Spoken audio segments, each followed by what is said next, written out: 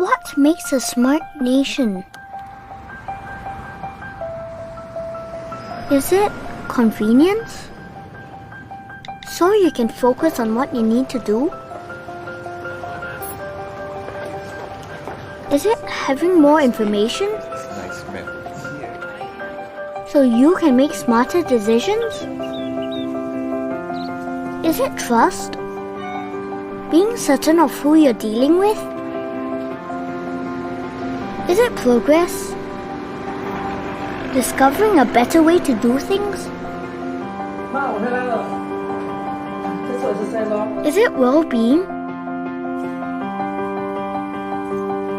So you can put your mind at ease? Is it staying ahead? So we can become a bright spark in the world? So what makes a smart nation?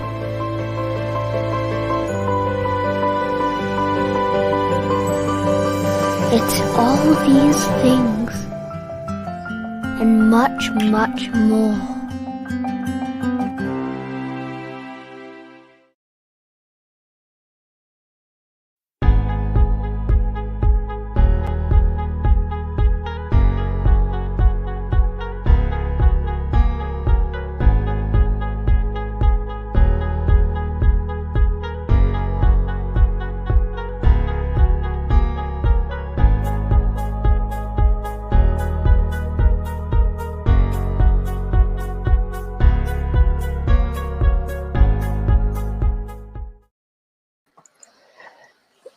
Good morning, good evening, and good afternoon. My name is Leesa Soulodre, and I am the General Partner of R3i Ventures.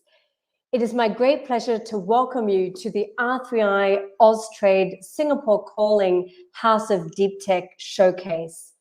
At R3i, we are shaping breakthrough innovations for impact, and this showcase is a virtual global event centered on landing and expanding our founders into the fast-developing data economy of Southeast Asia via Singapore. R3i Ventures Group consists of a deep tech cross-border venture capital fund. Our venture builder, the House of X, comprises the House of MedTech and House of DeepTech, and is actively scaling companies cross-border and rapidly scaling their commercialization, capitalization, and R&D pathways. We partner with governments for economic development and safe channel their deep tech investments internationally.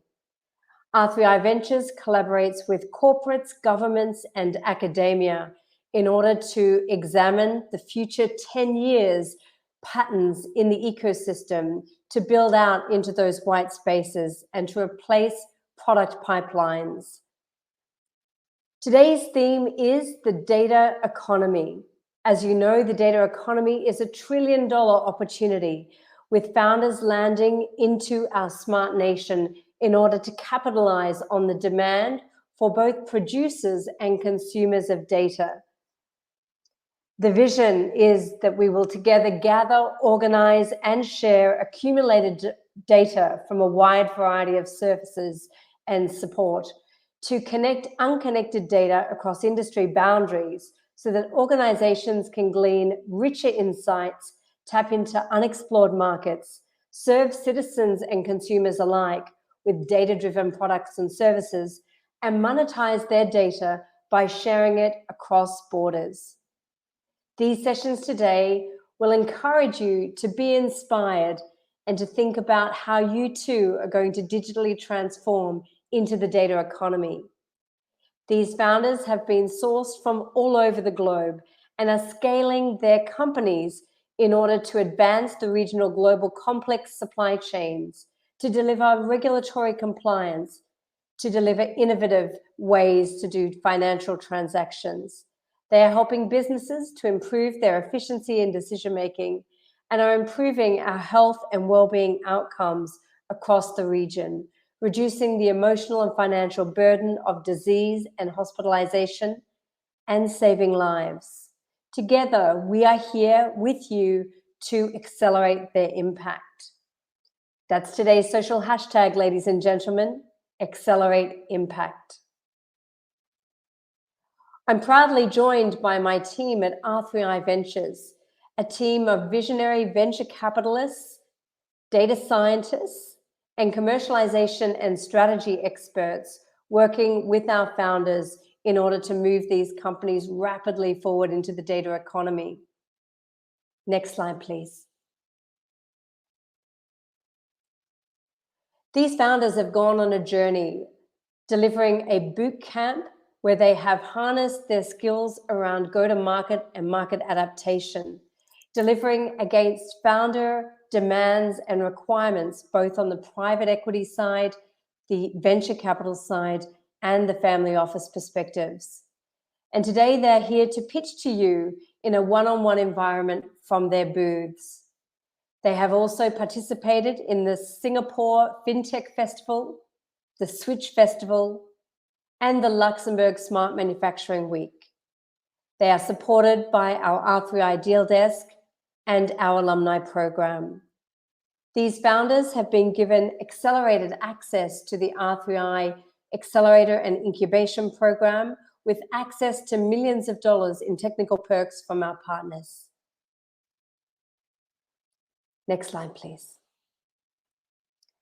Our team comes from Australia, Singapore, Israel, Luxembourg, San Francisco, New York, Florida, Austin, Texas, and Toronto, and Japan. This global team of experts commercialize, capitalize, and provide rapid R&D pathways.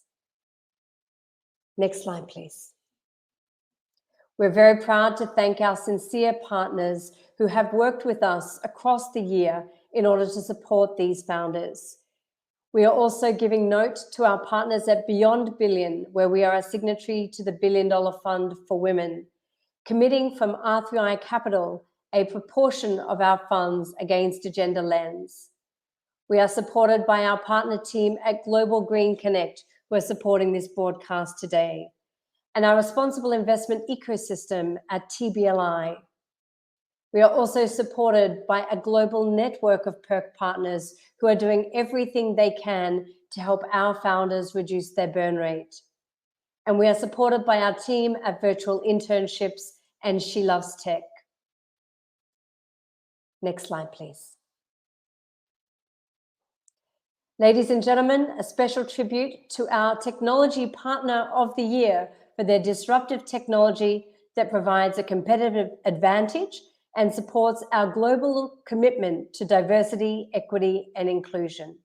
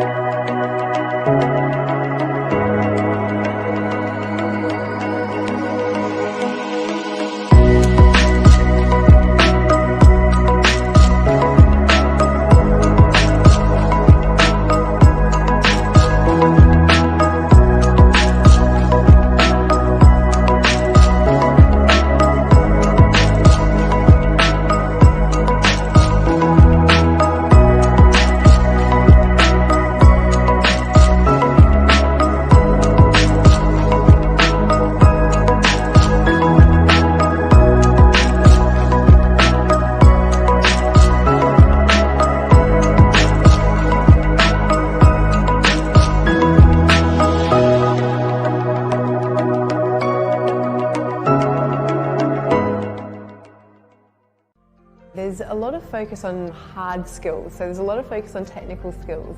But at a company, what's absolutely critical is communications, the soft skills, the things that most companies don't spend enough time focusing on. But they're the things that build up great teams, they're the things that build up great companies. And so it's been absolutely critical for us to be focusing on all these sorts of things.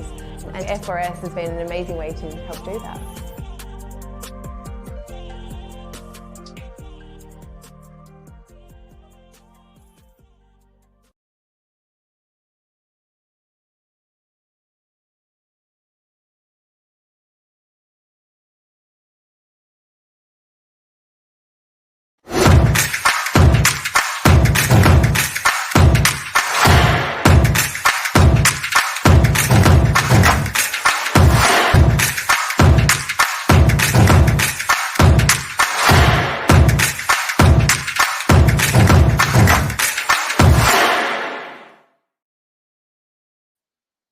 Now, ladies and gentlemen, I am joined today by former NASA expert, Dr. Ioana Cozmuta, the NASA pioneer transforming anti-gravity manufacturing for in-space.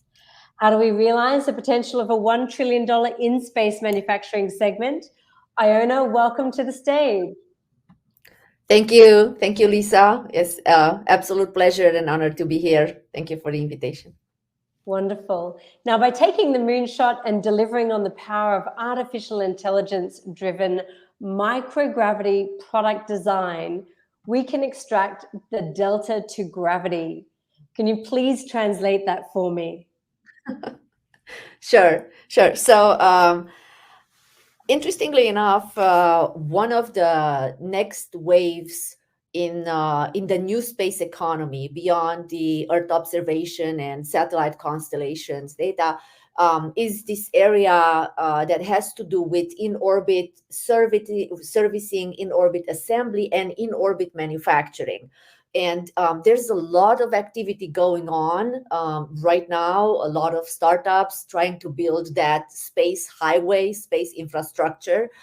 And one of the biggest challenges, at least that we are addressing at G-Space, is the fact that prototyping in space and doing a lot of trial and error in terms of in-space manufactured products, it's still very expensive and very time consuming. So what we're trying to do here in terms of addressing the best products that we can manufacture in space and leveraging of the environment of space, which includes reduced gravity or what we call microgravity, but also vacuum, UV radiation, cold temperatures, etc. So one of the objectives of this is to leverage on this environment to manufacture products of higher quality, higher performance, to sell them on terrestrial markets. And actually, this is one of the areas of in-space manufacturing that hasn't really been realized to date. And one of the reasons that we believe it is so is because it's not really well understood. How do you play with gravity when you dial down one of the major forces of nature, which is gravity? What happens to system dynamics? How do the structures of different systems like materials, biological systems, including actually also fruit flies and small organism, plant growth, everything changes in terms of its adaptability, in terms of features that they highlight. So what we do is we look at this problem holistically. There's actually been a lot of research and development done in the past in this area. So there's very many data sets. And usually what you do is you try to have a test terrestrially in your space hardware before going to space, and then you go to space and you collect the information. So by comparing these two data sets, the ground and the flight, what you want to extract out of that is that's what we call the delta to gravity, the impact of dialing down that gravity. And so under our software platform, we're able to build on these data sets and then add new data sets by dialing down gravity here terrestrially to a sequence of levitation techniques, so that we can use this delta to gravity in a predictive manner to design the next generation of materials to help with the digital economy that you referred earlier, whether it is telecommunication or data storage, but also medical technologies and pharma and so on. So Ioana, we've seen some very ambitious plans already laid in Singapore by Obayashi Corporation, this fantastic new space elevator. Is that an example of the kind of future customer for G-Space? Sure, absolutely. That's actually a very good example. So building a space elevator, it's definitely not an easy endeavor. Not only is the the general engineering design of this elevator a big challenge, but it also requires very specialized materials with very special strength properties, mechanical properties, thermal properties. And so this is one of the areas that's absolutely ripe for looking into. Are there materials that are native to space and only stable in a reduced gravity environment that we can manufacture in space and then help develop or this underlying engineering challenge of building a space elevator? I know carbon nanotubes and graphene have been proposed as candidate materials, but even these materials that have a lot of fantastic properties are still challenged in terms of the ultimate delivery of performance for what a space elevator would require. So it sounds to me a moonshot they define as a project that addresses a huge problem, that proposes a radical solution, that uses breakthrough technology. Are we always talking about fantastic solutions like space elevators, which I think everybody finds quite hard to imagine in the here and now? What are the practical, real life terrestrial examples of applications for your technology? So we work with many existing space providers exactly to take this huge knowledge that has been built to date and connect it with very specific needs of very specific industries. So there's a lot of discussions going on, for example, in the area of fiber optics. And in fiber optics, right now, we are very much reliant on silica technology. And one of the metrics is the attenuation. So the lower the attenuation, the more data you can push through the fiber optics. There are alternate materials that have promises to reduce this attenuation performance by a factor of 10, 50, and 100. So it's a systematic improvement. Yes. And right now, where the balance lies in this is to the ultimate deliver performance. So data throughput, especially that we're moving into a digital age where there's need for a lot of video. We're talking about VR, AR, that will put a lot of stress and demands on the existing infrastructure. So we really need to think beyond. And we absolutely need to rely on new materials that inherently are able to provide the infrastructure for pushing new data with low attenuation versus existing materials where we keep building infrastructure to help with where the material is by itself it's failing. So that's one example. We've been also looking in the area of semiconductors.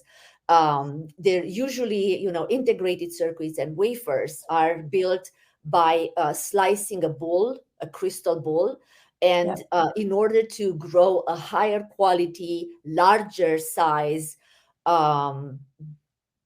as close to perfection, the microgravity is believed to underlie the mechanism for this new growth, new areas of growth.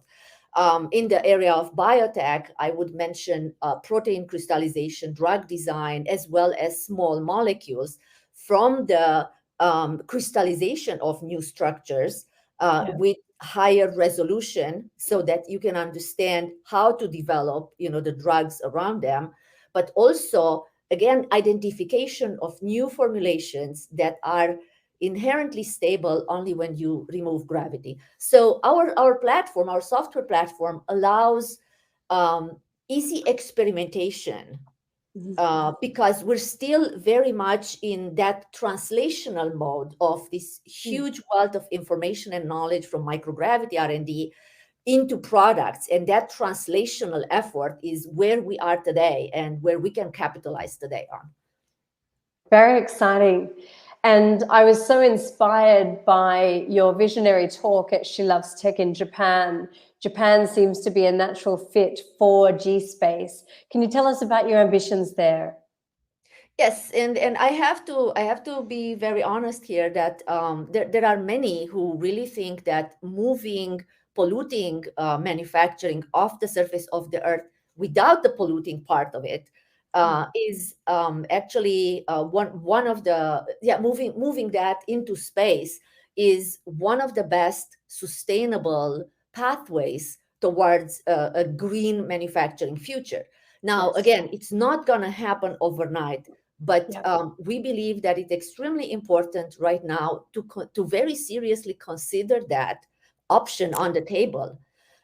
I mean, there's been billions of dollars of investments from governments and space agencies in this arena, and ultimately, if you let's take the semiconductor industries, right? In order to create integrated circuits, we use huge amounts of water. I believe the numbers are around 8 liters per integrated circuit. So if you multiply that with the millions of integrated circuits that we're manufacturing, you really get into tons of water, which are pristine resources. And those, yes, there are environmental criteria on how you use that, but that water is never returned in a pristine manner back to Earth, or back to where it came from. So being in space, you have access to direct space solar power, which is even comparing the same technologies, I say the same solar panel efficacy terrestrially and in space, you get a factor of 4 much better performance of that harvest and collection of solar energy than when you have to go through the atmospheric layers. So it's solar energy. We also talk about vacuum. Many of these technologies require us to create artificial vacuum here terrestrially. When in space, you pretty much have an open laboratory.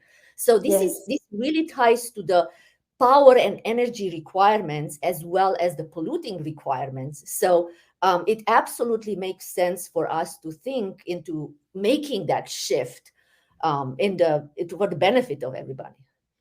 Yeah, that's really fascinating, because it does seem to be that in deep tech, there is a ton of venture capital, a ton of private equity, a ton of family office money. And in fact, there's a massive move from endowments and foundations to impact investment in this space. And I think for many founders, it's hard to fathom where is the terrestrial impact if you are indeed going to space. I have another question for you. As you know, on Monday, Australia announced a collaboration with the South Korean government. Can you tell us more about that opportunity and where G-Space may fit in? Sure. So if I did read this announcement, and I think it's one of the things that I really love about the new space is the fact that the players are not just, the major players, major traditional players, right? In space, every single country can have and fulfill its own aspirations and collaborations, global collaborations, and we really want to encourage that. And space has become such a catalyst for these kind of collaborations. So the particular MOU signed between South Korea and Australia right now, it's really looking into building the infrastructure, improving capacity in space situational awareness, Earth observation, space traffic, and debris management. So these are the main 4 areas that are covered under there.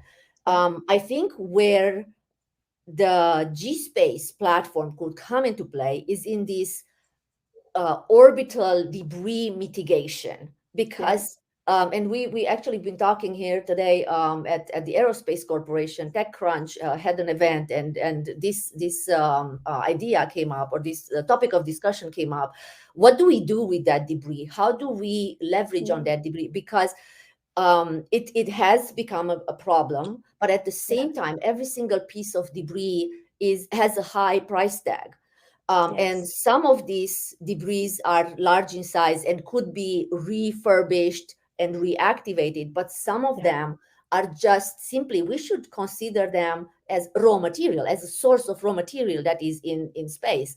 And so that's where the G-Space platform could come into play and say, okay, how can we use what's there? What are the elemental composition, the components of this debris, and can we repurpose them through 3D printing, through other manufacturing technologies, and use that as a feedstock to manufacture new material, and maybe an initiator for this manufacturing in space. Yeah, I think it's fair to say that many of our founders who have landed have found so many parables with space manufacturing in their own business, either in digital health or in potentially renewables. It seems like we have many of the same challenges in space than we have on Earth, but there seems to be a great gap in the market in terms of skill base and knowledge set. Would you agree with that? Yeah, I agree. That's absolutely a challenge. And yet, we do see a lot of companies and organizations who are using at least a component or an area of their traditional curriculum for retraining and repurposing a certain skill set and apply it to what we call space STEM. So space actually has become, a trend in educating or re-educating the workforce. And I absolutely think that, with the virtual environment and the availability of AI-based educational opportunities, that skill set and that gap will be slowly closed. Yeah, I absolutely agree with you, particularly with players on your doorstep like Obayashi Corporation, building a spaceship support that is thousands of kilometers into the black night. Seems like a feat unto itself. What do you see as the biggest challenges in coming into Asia? So I think both for the US and then for the European markets is of course the specifics, right? We all are used to live, think, and operate in a certain cultural environment, and making that shift, learning about that, so creating that awareness and understanding how a different culture, such as the Asian culture, which in itself is already diverse, because going into Singapore versus South Korea versus Japan, of course, it's very different, right? So it becomes actually it becomes a humanistic challenge first. How do you communicate with people who have the same aspiration, who have the same dreams, who want to accomplish the same things, but come from different backgrounds, in terms of communication and negotiation and building trust? Because ultimately, build business or technology or whatever it is, if you don't build trust, there's no solid ground and to grow on. Of course, I could say that on top of this is specific government regulations related to space and related to building a company for space and probably for other technologies. So having that awareness and understanding and the local support to help guide you on how do you find the best match, the best fit between the value proposition that you bring and what is taught locally. I think these are all important elements to consider. And you must know those very well because you've been operating, right, in different cultures. Yeah, and I think that's why we so deeply believe in the future of an IP tech trading exchange. Because ironing out those multiples in advance of the huge amounts of cooperative capital that you need to sit alongside your government research grants, they are significant. And unless you have the run rate and the results, the investors are not coming. So yeah, pragmatically, we have become experts on that front, Ioana, because that is the minimum requirement from investors. And that brings me to another question. As you know, it's largely the taxation reasons that limits an investor investing in one jurisdiction versus another. So as a US investor, the Americans absolutely have an appetite for your technology. But when you come to Asia, it's much more complicated because we have taxation issues of 50% under PFIC. And under European law, it's also not that friendly. It takes like 2.5 months to open a bank account on the back of your KYC. So it is taking a little time, but what we have seen in Singapore in the fintech ecosystem is this launch of regulatory sandboxes, which has been extremely sensible in the spirit of getting those companies to faster market, number one. And number two is helping the founders capitalize, because a good founder taking a good VC is usually likely to get what we call a re-up on the basis that they had a good experience the first time. And so I wonder, how do you see that capital landscape playing out for you as you move forward? Will you be running a Dutch auction in order to get the maximum price for your technology?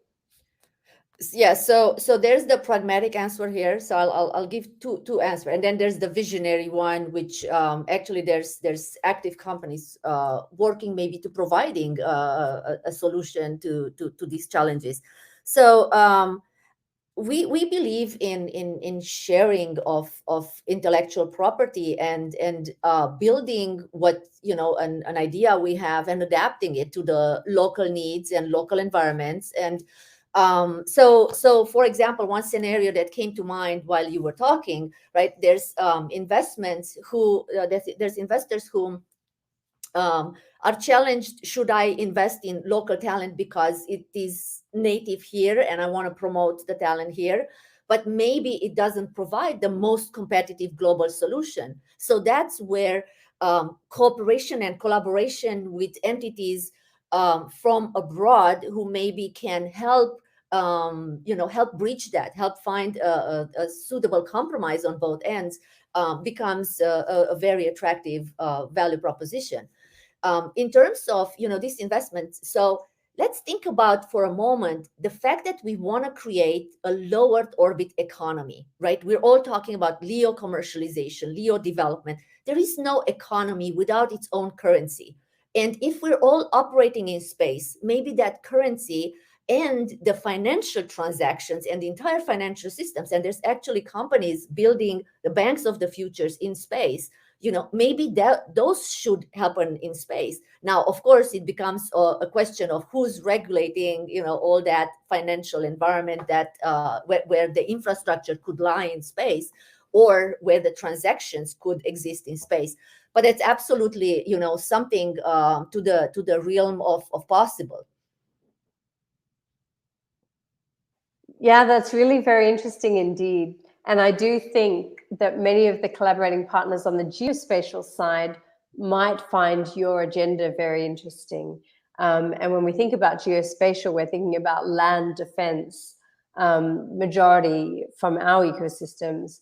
Do you see the fit back into geospatial and beyond, or do you really see yourself as a carve-out segment of your own? I'm not sure I understand fully the question. Could you maybe rephrase it shortly? Yeah, I wonder if there are parallel opportunities in geospatial for G-Space. So yes and no. I think it's really hard to answer that question right now. So ultimately, the parallel there is the fact that in the geospatial sense, there's a lot of data. So right now, the capitalization on the LEO economy relies on the trade there is data from space. Yeah, we're making that shift so that we can sell atoms for space. So a lot of the lessons learned from capitalization from images from space, right, where the commodity is data, right? Yes. We're moving into the commodity being atoms and products manufactured in space. So I think that's what comes to mind, at least for the moment. That's very inspiring. And if you had a word for any investor or sponsor in the audience today, what is it that you're looking for besides raising capital? Support in terms of first believing that this is possible, because it is, and Yes. then support in pragmatically executing on this, whether it is having the right talent, local and global, having the right strategy, approaching the right customers. So it really is, a very holistic support that we're looking here, right? It could be network, it could be advice from, I've built businesses before, I know these are the realities that you're gonna hit long term, and here's how you at least you can plan for them, or you can be aware of them, because you're going to face them. So it's really investors who have that experience, and they've been through things that would be very, very powerful to have them support G-Space. Yeah, and it brings to mind some good collaborating partners of ours. We're collaborating in the ecosystem with Starburst, which is a space and aerospace accelerator, as you might be familiar. They actually have a huge event on today, which we'll introduce and connect you to. But we also have Quantum South here in our ecosystem, who is building out for quantum optimization and has many applications also in spatial geospatial monitoring. It's not only investors that you would like to meet here today, is it? It's more than that. Yes, absolutely. It's customers, users, right? Direct users, whether academic or industrial R&D. Anybody who has an appetite, a curiosity, or a very tangible problem that they want to solve, and they're really looking into that innovation breakthrough that we can help them build, then take a look at it through dialing down or up the gravitational force. Yeah, very interesting. And so let's just cast your mind back. You're out there raising capital. Today, it is known that only 2.9% of all capital goes to women in the US. You're based in the US today. What does that make you think that you need to do in order to be successful? Yeah, it's hard to say. I think I refuse to actually let myself drag down by the fact that I'm a female founder instead of a male founder, and to continue to do what I do best and what I believe best, and address the problems and the real issues of a business, and not necessarily that they're coming from a woman or a man. I'm absolutely fortunate that I do realize that this idea probably wouldn't have had the same support if I would have founded it in a different country. So I am absolutely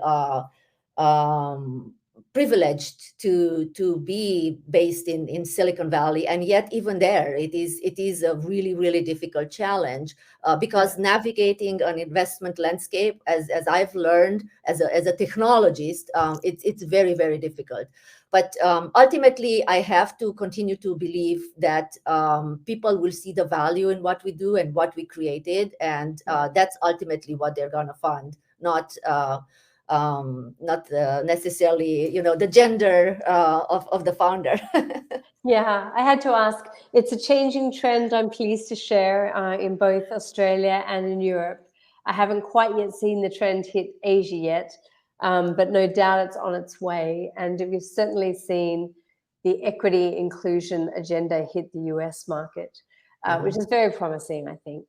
Yeah, I mean, if I may add here, it's maybe the concern is the fact that we women always have to juggle so many things, right, between family and children and so on. But that's what makes us resilient. That's what actually makes us very pragmatic.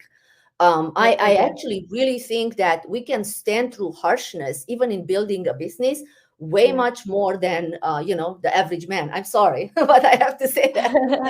Yeah, no. I think many of your audience would agree with you.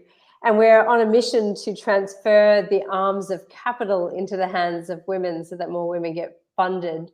What do you see as the inherent challenges, perhaps structurally, or the way in which the industry is architected that doesn't work for founders?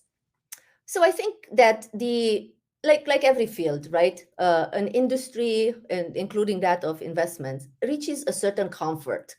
This is Yes. how we do business. This is how we talk. This is how we exchange, right? We're used with a certain stereotype.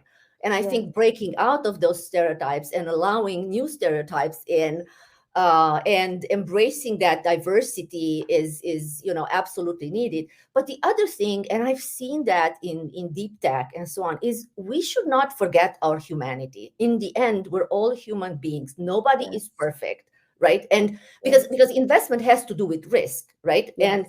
And the de-risking is ideally you want to have perfection. Well, we don't have perfection, but what we have is we have a knowledge of what are the challenges that underlie those risks in the 1 year, 5 year, 10-year landscape to the best we can, and to the fact that it is our minds and our thinking that put together from a small company to a global village, right? Yes. We can build that confidence that we can address whatever comes that we couldn't foresee and we couldn't predict.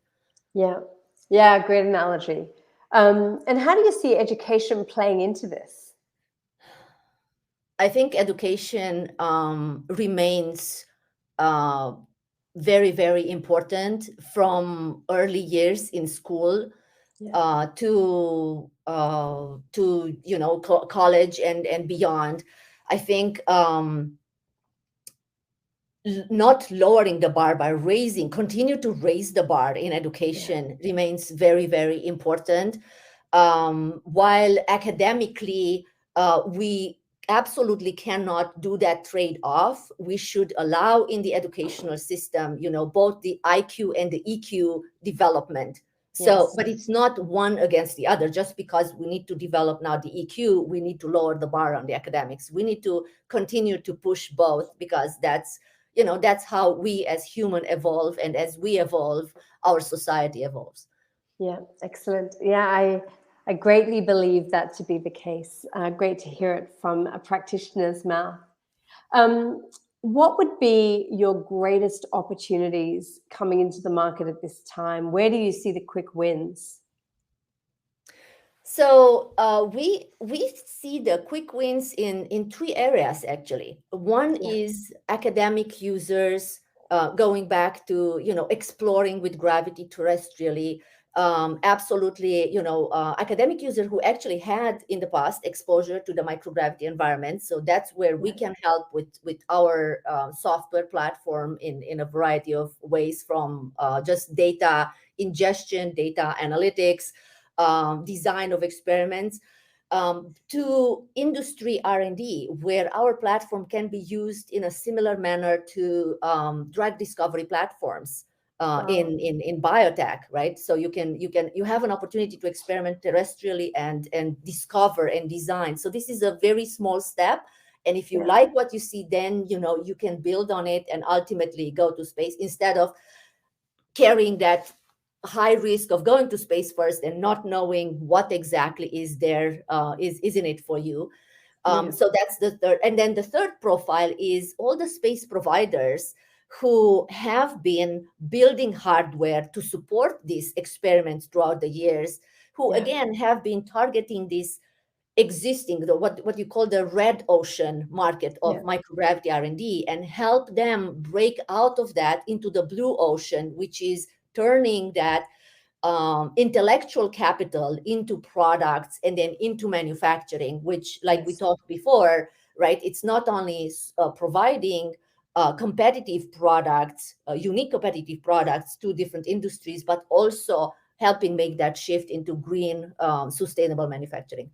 Yeah, I definitely see that opportunity for sustainable manufacturing. My PhD of 10 years ago is only more relevant today. Achieving that step change is going to be a long road, I think, sometimes in coming, unless we can realign all the incentives in the value chain. Now, you're currently based in the US. Where else do you have operations? So we're looking into expanding operations into Luxembourg, as you well know through our discussions.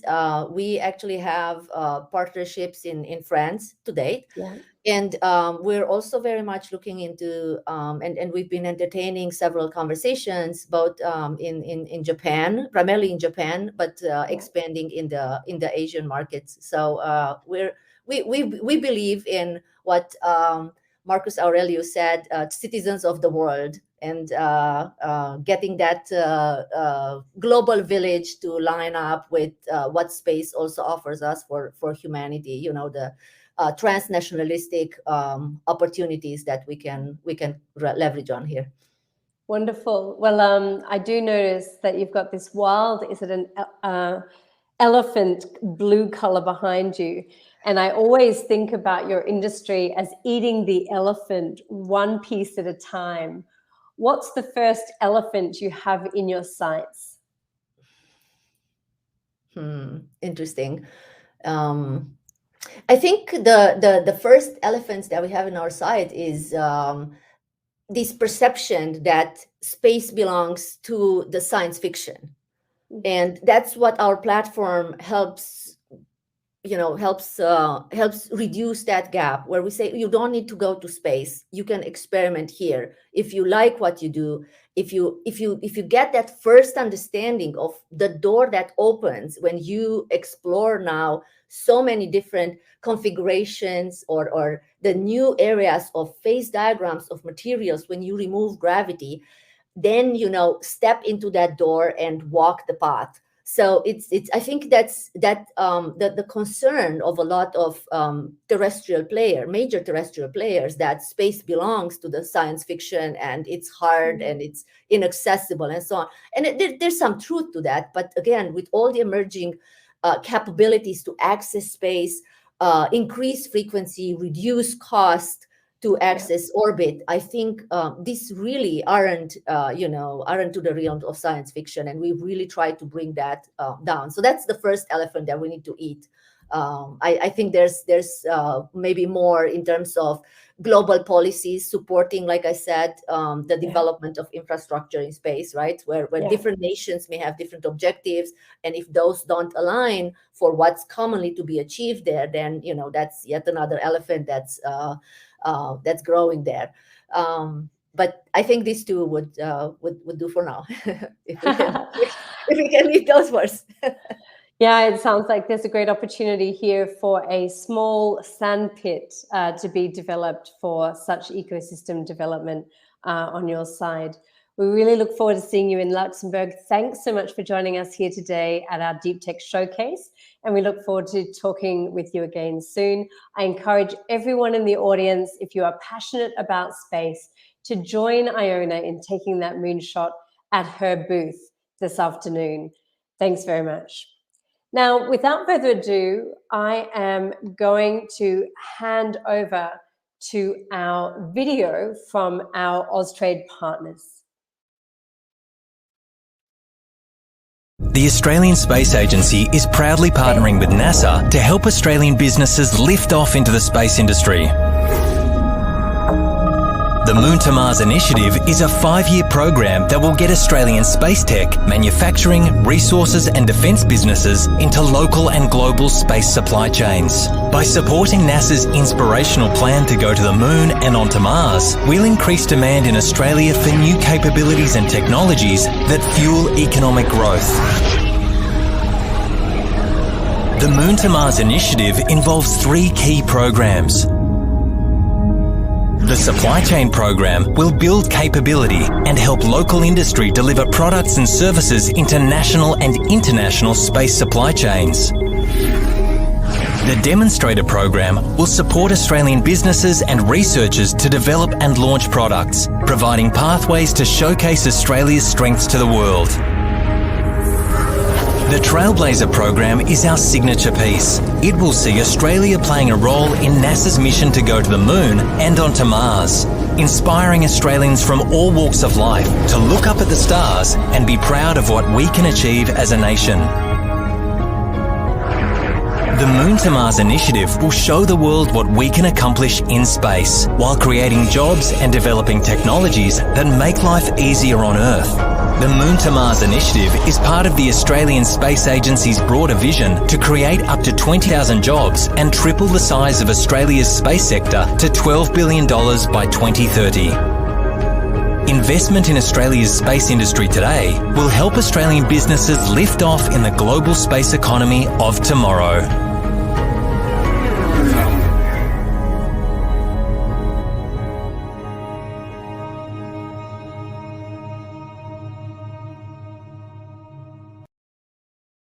The best and brightest in fintech starts in Australia.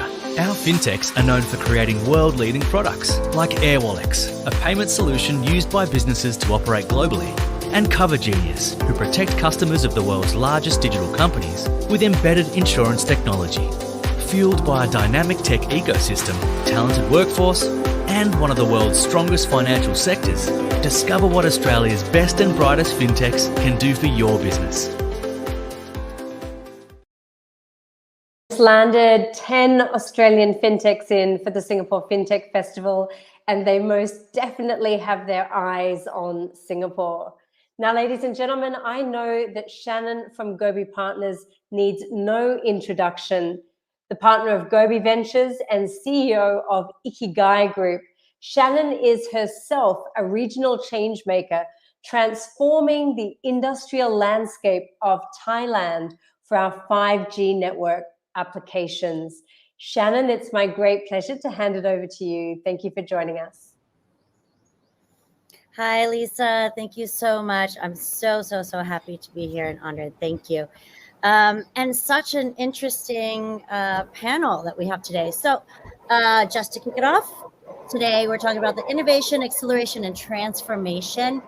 I'm going to recoin the topic a little bit because we have all aspects that majority are going to be based on medical and healthcare, digihealth today. But also, since, let's say we're coming out of the pandemic, there's also been other things that were affected by it that also changes the way we work as well as the way we live as well. So today we'll be touching upon many different things with again, the majority of it being on digital health. So as we all know, the pandemic was the biggest driver to digital transformation and fastest accelerator to getting people online. I had to teach my dad Zoom, which was interesting. And I'm sure many people had to teach their parents stuff like that too. On top of the already existing problems that we have on the earth, an aging society, climate change, et cetera, the pandemic just pushed us further. Urbanization, over-hospitalization, climate change has something to do with all the diseases that we have now. The inequality gap is even bigger now. Having the pandemic in the last couple of years, we have a broken hospital system, just so many problems that we've seen just accelerated over the last 2 years from what they already were. So with that, we've had to change how we work, live, think, and play. Even though these are problems, there are also opportunities highlighted. So today we're going to focus on these industries. And without further ado, what I'm going to do is I'm going to ask each of the panelists to introduce themselves. And you can please keep it simple because we will be going into a deep dive into each of what you do and yourselves. So maybe just to kick it off, let's start with Dr. Hannafiah from Robopreneur. If you could introduce yourself. Thank you, Shannon, and hello, everyone. I'm Dr. Hannafiah Youssef, CEO and co-founder of Robopreneur in Berhad. We are a service robotic company based in Malaysia. Thank you. And let's go to Stemi. Andrej. Hi, my name is Andrej, and I'm the CEO of Stemi Global. It's a company that is trying to shorten the time to treatment in medical emergencies. Awesome. And Ron from New York. Yes, hi, my name is Ron, and I'm the founder of Video Media Group, and I developed the all-in-one payment and business solution platform for accepting payments. Awesome. And last but not least, Dr. Anthony Chua from Stratificare. Hi everyone, I'm Anthony. I'm the co-founder and CEO of Stratificare. Stratificare is a medical diagnostic company from Singapore, founded with the vision to empower personalized medicine for tomorrow. We specialize in developing first-mover medical diagnostics that can predict disease severity and treatment outcomes. Thank you. Awesome, thank you. So let's break it up into two parts because three of you are in the medical healthcare industry, and then Ron is in financial applications. So we'll get it, both of them, very relevant to remote working and very relevant to the situation today. Let's start with Robopreneur. Dr. Hannafiah, if I said that correctly, can you tell us, just break it down a little bit more? So I understand, I actually saw your videos. You have robots, basically. You guys are based out of Malaysia. Can you tell us about your robots? What do they do? What problem you're trying to solve? And what excites you about this industry? Okay, thank you again, Shannon. We are a robotics company, but talking about robotics, there are two types. One is works in the manufacturing and one is beyond manufacturing. So we are in the service robotics industry where our robotics is actually used closely with humans beyond manufacturing. And we have 4 pillars in our business. First on the service and hospitality. Second is on the medical and healthcare. Third is on the industrial cleaning, and then in education. So we have a product and also solution that brings robotics into daily life to solve human problem and to bring a greater economy to the country and also to create sustainability in humanity. So talking about robotics, I think during this pandemic, there's a lot of demands on using robotics and automations to solve many problems in business, also in human life. So we are actually looking into robotics and also the solution in order to help people, reopen back their business, operate their business on top of the challenge during COVID-19. And we have seen there's a lot of opportunity that comes to us when certain countries are really depending on service industry. And this service industry is actually impacted very much during this pandemic. And we have also countries that are really depending on foreign laborers, where Malaysia also is actually depending on foreign laborers. And by using robotic automation, we can actually help the business to digitalize and also less depending on especially for foreign laborers. For the medical and healthcare, we have a product called robotic wheelchair arm system, and this actually helps elderly people and people with physical disability to be more independent, and we can help them to gain more social life by bringing back them to work, gain more income, and have more friends together. And this actually reduce the potential of emptiness syndrome, because more elderly people is actually infected by this syndrome.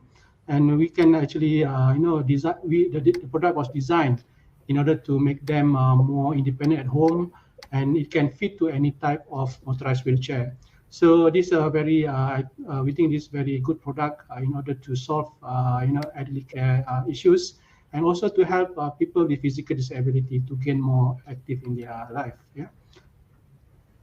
Yeah, that's awesome. I'm glad you put that out, because there are two that you mentioned right there in terms of service. So you had the F&B, I went on your site, and you have Adam, right? And I think Adam is more hospitality in terms of, is it more like check-in? Is it more hotel-based? Is it more, right? Rather than the second one, which is more your wellness, which is the wheelchair that you were talking about. So maybe the first one, Adam, what is his purpose? Okay, Adam is actually a human robot. I think when talking about robotics, building a human robot is the most difficult one. And actually, this is actually the challenge that we have been given by the government of Malaysia to develop the Malaysian first human robot. The objective is not only to develop the robot, but also to develop the technology around the robot. So it is a prototype, and the main goal is actually to use this type of robot in the service industry as a customer service, in hospital, to replace human interactions and also to reduce human-to-human contact. So it's still in development, but the technology that we developed together with Adam is actually we managed to spin off to different product, and some of it is actually been commercialized. So and another objective is actually to develop Malaysian talent to face the challenge of Industrial 4.0. So the other side of it, talking about the wheelchair robotics, it is a special product that able to help not only people with a physical disability, but a group of population they're growing right now, which is the elderly people. In Asia now we have about 1/6 people is actually 60 years and above. Yeah. And I think this the growing population of elderly is something that many countries are actually looking at, and robotics is actually part of that assistive tool that can ease their life. But the growing of this industry needs a lot of support, not only from the technology but also from the ecosystem like insurance, the government policy, and so on. So we're talking about sharing across the region, across the country, because many countries sharing the same problem eventually. Yeah. In Thailand as well, during the pandemic, we had a lot of issues in terms of nurses that weren't available for the elderly, and people in nursing homes were also not available. So this would definitely help. Do you see a lot of, are you mostly marketing to C customers, or are you mostly, who's your target market? Are they hospitals? Are they nursing homes? Are they straight to the consumer? Who's the biggest target market for you now? Okay, for the wheelchair product, actually we are targeting direct to the consumer. But at the beginning, we tried to approach the B2B market and also B2G market, because some of the area is still highly regulated, especially we need to undergo some clinical testing and so on. So the ultimate goal is actually to bring down the cost where as much as possible, the elderly can subscribe the program by using the wheelchair robot at zero cost. Instead, cost being absorbed by the insurance company or even by the government through the elderly care incentive. So we realize that most of the country is the population that we call it B40, which is the below 40, is actually the great numbers of it. And these are the people that really need help. And in robotics, of course, everyone knows it's not cheap. So we must have a greater effort beyond the technology to collectively bring down the cost. And this actually can be done if we work together in terms of regulators, in terms of the policymakers, so that this technology is accessible by those target people. Understand. Thank you. All right. Well, we'll pause on that one just a little bit, and let's head over to Stemi. So how do I say your name? Andrej? Andrej, very good. Well done. Andrej. Excellent. All right. So so tell us about Stemi.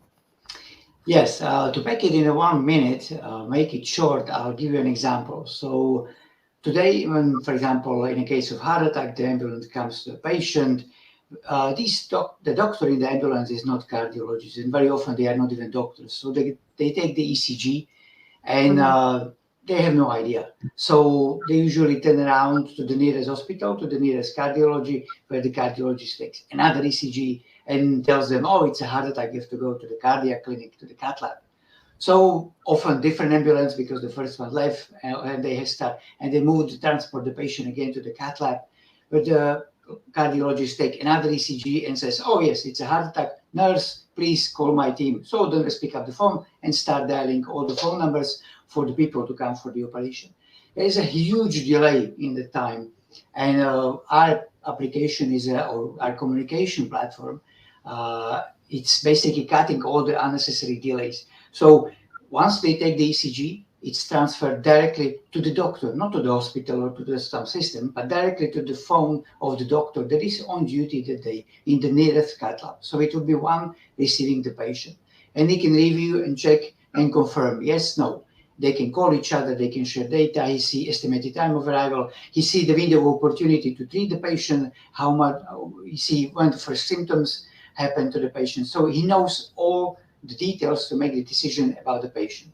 If they decided to bring the patient to the cath lab, one click of a button, he shares all the information with his team. His team knows exactly GPS position of the ambulance, the time of arrival, and everything is ready.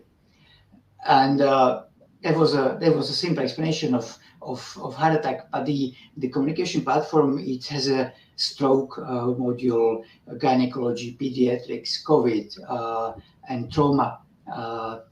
So depending on what kind of what is the symptoms of the patient, the paramedic in the ambulance has easy access to help and decision making, the correct decision making.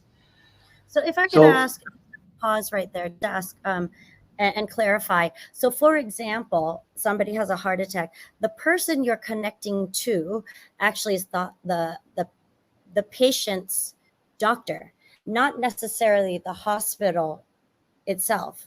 So for example, it's the hospital, but it's not the doctor of the patient.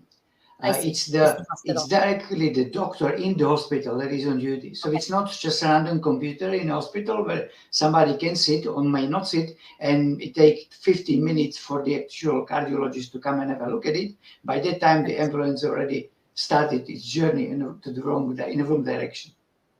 I see. And do you also incorporate hardware and IoT in your whole solution as well? Okay, so you're end to end. So you're everything from when they meet that person who had the supposed heart attack, and then you diagnose that from the IoT that you have, sends it directly, and then that's when the data goes directly to the hospital in order for them to assess what they need to do next. Yeah, the opportunity is limitless, really, because, for example, in the heart attack, we can connect to the ECG in ambulance and send it directly. With that, we are developing, for example, the AI diagnostic tools that can diagnose the heart attack directly from that ECG and help the paramedic to make a decision if there is no doctor. He's somewhere far away from the signal in the mountains, he cannot get reached. So the opportunities, as I said, are limitless to many different IoTs within the ambulance or even of the patient itself, connecting to various variable, or the application could be connected to electronic patient's data. So the incoming patient, the doctor can see, oh, that patient already suffers twice in the last 5 years, very unlikely will survive. We will have to do something special. Okay. All right. Understand. Thank you for that. All right. Let's go on to Ron. Very interesting. So Ron, actually, really quickly, just to keep with the medical side of things, and then we'll go right into you, Ron, so then we don't go back and forth. My apologies. So Dr. Anthony, if we could go to Stratificare, can you explain about the world's first prognostic kit for dengue? I mean, you guys started with the pandemic, and now we're in another pandemic. Maybe explain to us what that is and what your take in of personalized medicine. Right. Thank you, Shannon. So we started with dengue. So dengue, you can see really as a silent pandemic, because prior to COVID, I would think that like dengue mainly affects like the tropical countries. Even so, every year is estimated that 390 million people are infected by the virus. And like whenever there's a huge dengue outbreak, then the healthcare systems in developing countries, such as like in India, in Laos, in Cambodia, for example, they will be very quickly overwhelmed, just like COVID. The problem is that it's so underreported, especially in Western media, that nobody really paid attention to it. So back in 2019, before COVID started, WHO actually listed dengue as one of the top 10 global threats to public health. But the unfortunate thing is, with the setting in of COVID, we are working with the exact same clinicians, the infectious disease clinicians. So it's a little bit tough to like, COVID becomes like the most urgent thing, and it becomes very hard to move forward with dengue. And for the prognostic test, what we are really trying to do is, it is a blood test, and we try to measure the different amounts of proteins in the dengue patient's blood. And by doing that, we are able to tell in advance whether or not the patients will go on to develop severe internal bleeding and other complications, and thus requires hospitalization. Right now, there's more than 60% of all dengue patients being hospitalized, but less than 5% of them actually go on to develop severe dengue. So it's a huge, huge waste of the very scarce healthcare resources. Hospital beds, yeah, absolutely. So taking upon that, and I mean, this is more my curiosity, but Does that apply to COVID because of the over-hospitalization? Does your technology, could that be scalable into COVID and diagnostics here?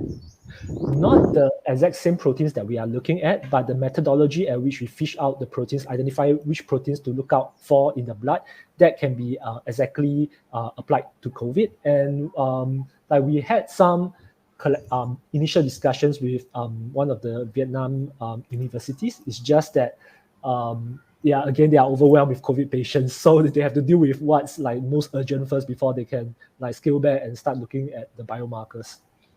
Sure. Okay. Yeah, but what you do really stems in is the beginning of the foundation for personalized healthcare. What is your take in terms of personalized healthcare in the future? Is it scalable, and will it be affordable for normal people and accessible?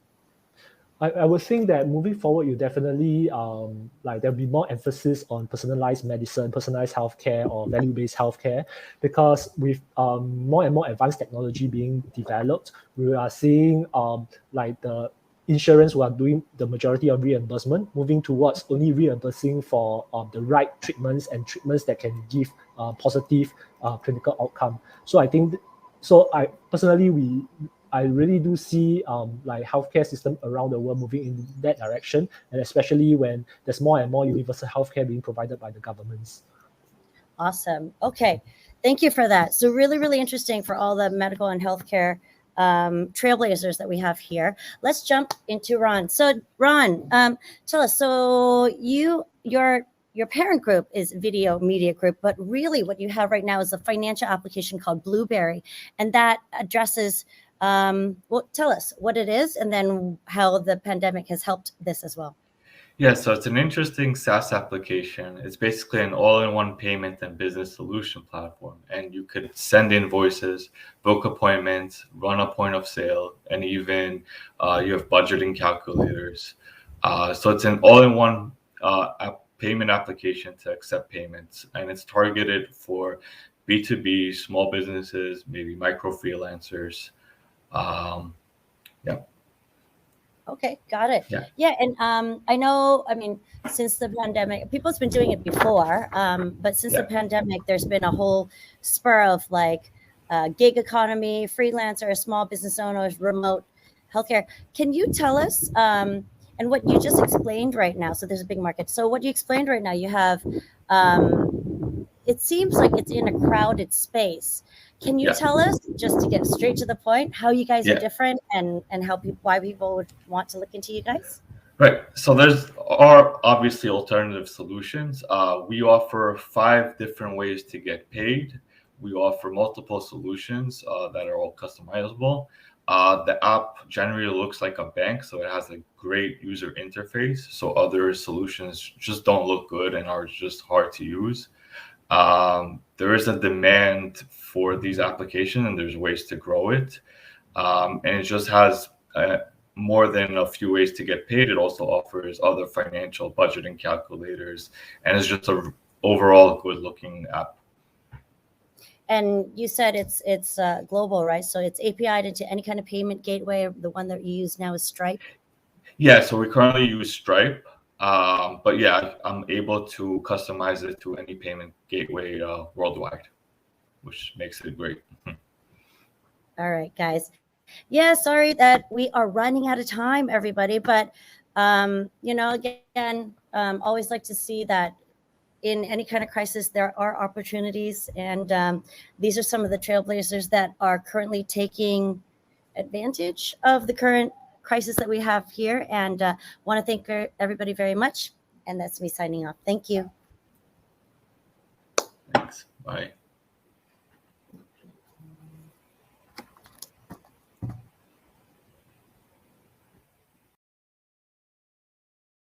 Australia is a great location to test and develop digital health solutions and an ideal healthcare partner. Our research and developments have changed people's lives around the world with innovations like the cochlear implant, the cervical cancer vaccine, and a cure for peptic ulcers. It's easy to see why our healthcare system is ranked among the best in the world. We have a diverse ecosystem that nurtures early-stage ventures and supports their growth. And we drive innovation by investing in national health infrastructure. Some notable projects include a digital health strategy delivering a framework for secondary data use, a personally controlled electronic health record covering over 90% of Australian residents, and our $20 billion Medical Research Future Fund, the largest endowment fund of its kind in the world. With a small but vibrant market, multicultural population, outstanding research facilities, and a robust regulatory environment, Australia is your ideal healthcare partner.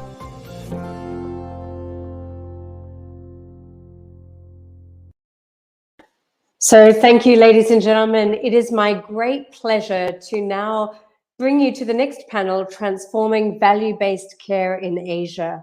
At Singapore Management University, I have the great pleasure to support 87 hospitals across the region moving to value-based care. And I'm very pleased to announce Diana Pang, our Head of Trade and Investment for Healthcare, to drive this panel. Diana, over to you. Thanks, Leesa. Yeah, good afternoon, everyone, and welcome to the Transforming Healthcare to Value-Based Care in Asia panel. My name is Diana Pang. I'm a Business Development Director with Austrade, the Australian Trade and Investment Commission. And the clue is in the name. Austrade is the trade promotion and investment facilitation agency of the Australian government. And I'm pleased to moderate today's session. We have a distinguished panel of founders. So first off, we have Sani, CEO of Nalagenetics. We have Jiwon Park from SAIB. We have Mark Edwards joining us from New York, all the way from New York. And of course, we have Jeremy as well, who is from Naluri. And understand Jiwon and Jeremy were in an earlier panel, earlier session. Okay, to the audience, we hope you gain much from this session, which will run for about 20 minutes. And we would encourage you to post questions in the chat function of this platform. I'll now hand the floor to the panelists to introduce themselves. Let's start with Mark, since you've come all the way from New York, followed by Jiwon, Levi, then Jeremy. Yeah, Mark, over to you. Thank you, Diana. Yeah, I'm Mark Edwards. I'm the CEO and co-founder of Viewmind. The brain is arguably our most important organ in our body, yet the diagnostic tools for measuring its health are lacking. Viewmind is a precision brain health diagnostic using virtual reality and artificial intelligence. It's accessible, non-invasive, doesn't require a skilled assessor, and it works independent of age, education, and culture. Thanks. Now over to Jiwon.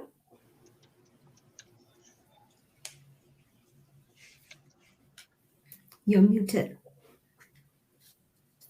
Sorry about that. Hi, I'm Jiwon Park, founder and CEO of a femtech company, SAIB & Co. SAIB is a sexual wellness brand providing women safe-to-use contraceptives and intimate hygiene products, helping them to maintain their sexual and reproductive health. Our female-friendly brand provides a safe space for women and delivers high-quality products using only healthy and natural ingredients, unlike other major brands targeting men and containing harmful ingredients, including cancer-causing chemicals. Our current R&D include antibacterial lubricant solution, preventing major STIs, including HIV and HPV, and rapid diagnostic kits for STIs. Thank you. Thank you.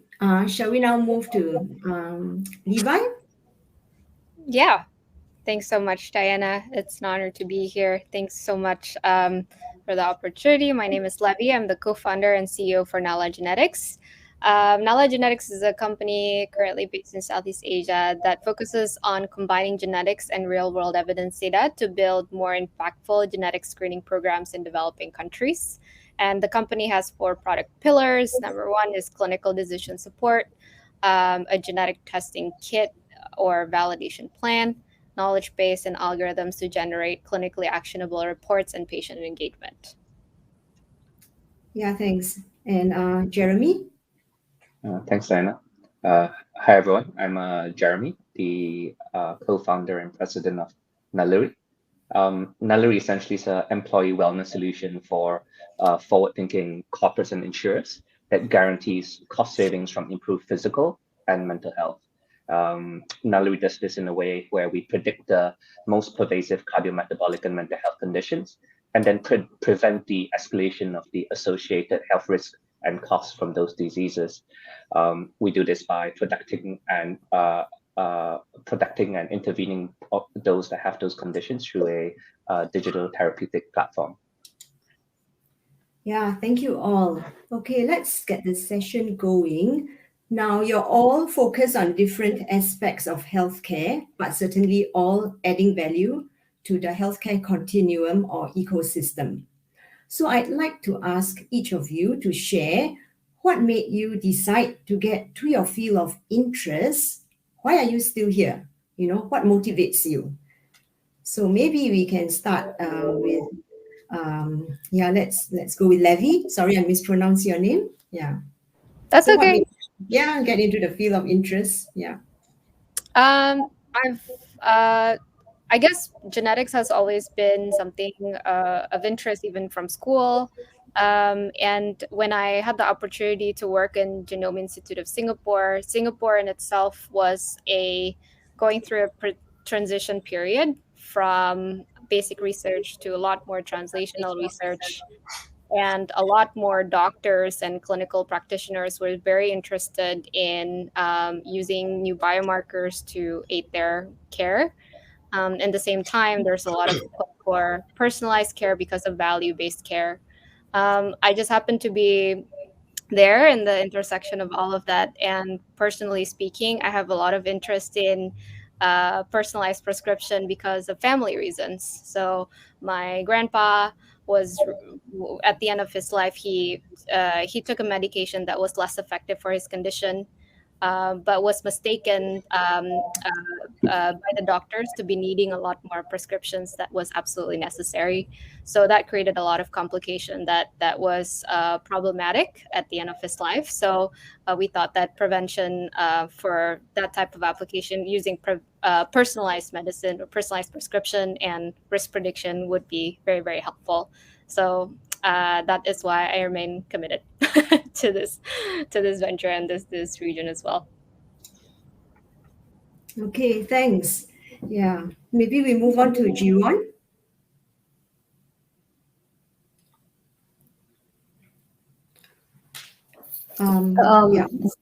Sorry.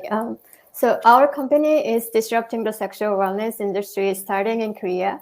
So being in a very conservative and patriarchal culture, just like any other Asian countries, it is very uncomfortable for women to even talk about anything related to sex or sexual wellness. We found this very problematic because of these cultural taboos. Women are putting their health and well-being at risk, resulting in serious health-related problems such as unwanted pregnancies, abortions, and STI infections.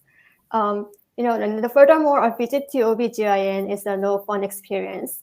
In fact, other than during the pregnancy, it is horrible. So here, it is very uncomfortable for unmarried women to visit a gynecologist because people will point their fingers at you and start slut-shaming. So how can we disrupt this? This is where the value-based care comes in. And we are looking at this problem with a user experience perspective, focusing on women's experience. How can you change the perspective, and how do we reduce the barrier of entry, and how do you provide a shame-free experience? We need more female-friendly and discreet experience. So we are not a healthcare provider, although we do dream about opening a women's clinic someday. But until then, our focus is on tackling this through product and services. So with our discreet yet stylish product and shame-free experience, SAIB aims to normalize the perception of sexual wellness and redefine them as a natural and healthy part of life. And this is why we are expanding into prevention and care products and at-home diagnostics. So women can take care of their sexual health more conveniently without any concerns or hesitation. Thanks. Yeah, maybe we move on to Jeremy. Thanks, Diana. Well, I guess I grew up in a healthcare family, so both parents were doctors. Older brother was a doctor, and so the only thing I could do was medicine. And I think from there, although there was a lot of room for improving individual patient health, wanted to have a more impact on population health much more broadly, and that kind of brought me to health consulting. And I really spent a couple of years working in the integrated care space in places like the NHS, thinking about new models of care for the future, where we could carve out much more community-based care for people with cardiometabolic diseases and mental health, and taking a much more person-centered approach. But coming back to Southeast Asia, there was a lot of, I guess, systemic barriers to implementing something like that. And it's a very hospital-based system. And I think a lot of people were getting inadequate care, and healthcare costs rising sort of 10 to 15% year on year. So really with Naluri, it's part of the mission to sort of try and make a difference into care delivery pathways in Southeast Asia, which is my home, but trying to draw upon sort of best practices across good healthcare systems globally, and try to deliver it in a practical way that could make an impact today. Thanks. Yeah. And Mark, we'll hear from you next.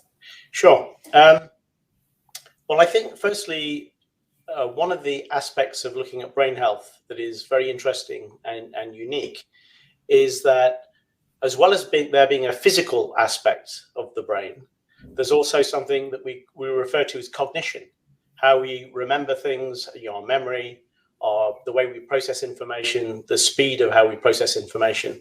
And so this is something that is, it's difficult to measure. Typically, the measurement of cognition is done with pen and paper tests that have been around for 30 to 50 years.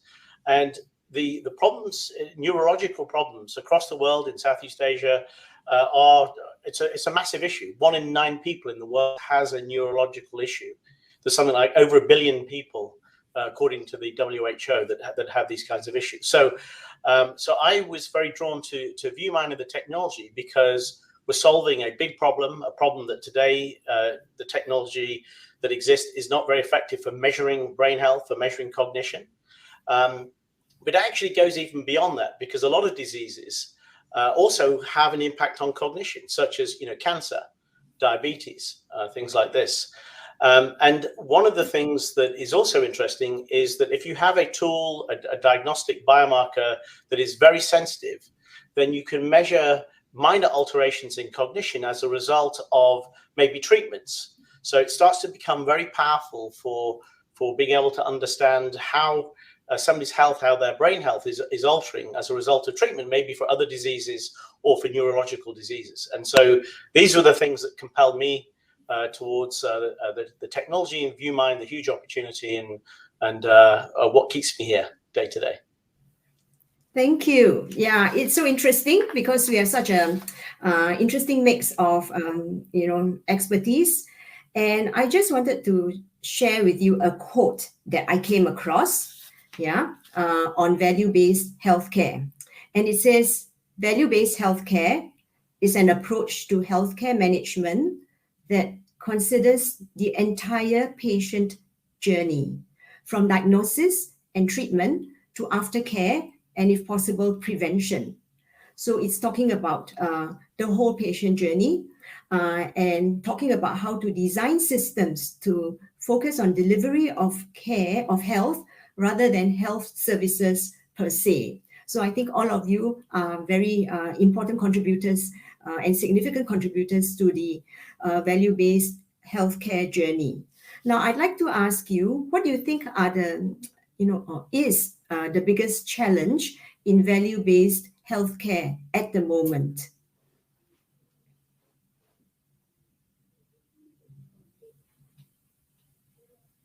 Levi, you want to try? Yeah, sure. I think the hardest part about value-based healthcare is that the operational side, the nitty-gritty of things. So value-based, I think everyone knows that value-based care is great, and it's the way of the future, such as the conversation in more mature markets, such as in the US. But I think it has been for us, for example, for genetic testing, for drugs or pharmacogenomics, everyone understood that more personalized prescription is the better way to go because you have better patient outcomes, and over time, it reduces cost. But when we pitched this, for example, to payers, then they started asking questions. Well, actually, our patients are not with us for more than a year, or employee base for like the people that were tested that have insurance for us is much shorter than this payback period that you're talking about. Or the fact that, oh, actually the doctors require this to be a part of the guideline before personalized medicine can actually happen. And there's a lot of, I think, decision making outside of the big picture idea that requires a lot more coordination, a lot more people that exist within outside of institutes, and oftentimes those are undefined roles. And so to have more collaboration with institutes and or players in the system to enable projects where value-based care is in the center of it, it would be, one of the reasons why a company like us can still exist, although largely is still service-based. But I think it's that nitty-gritty and the lack of collaboration or the lack of incentive maybe to do that for now. But the big picture, I think everyone kind of agrees. Mark, what do you think?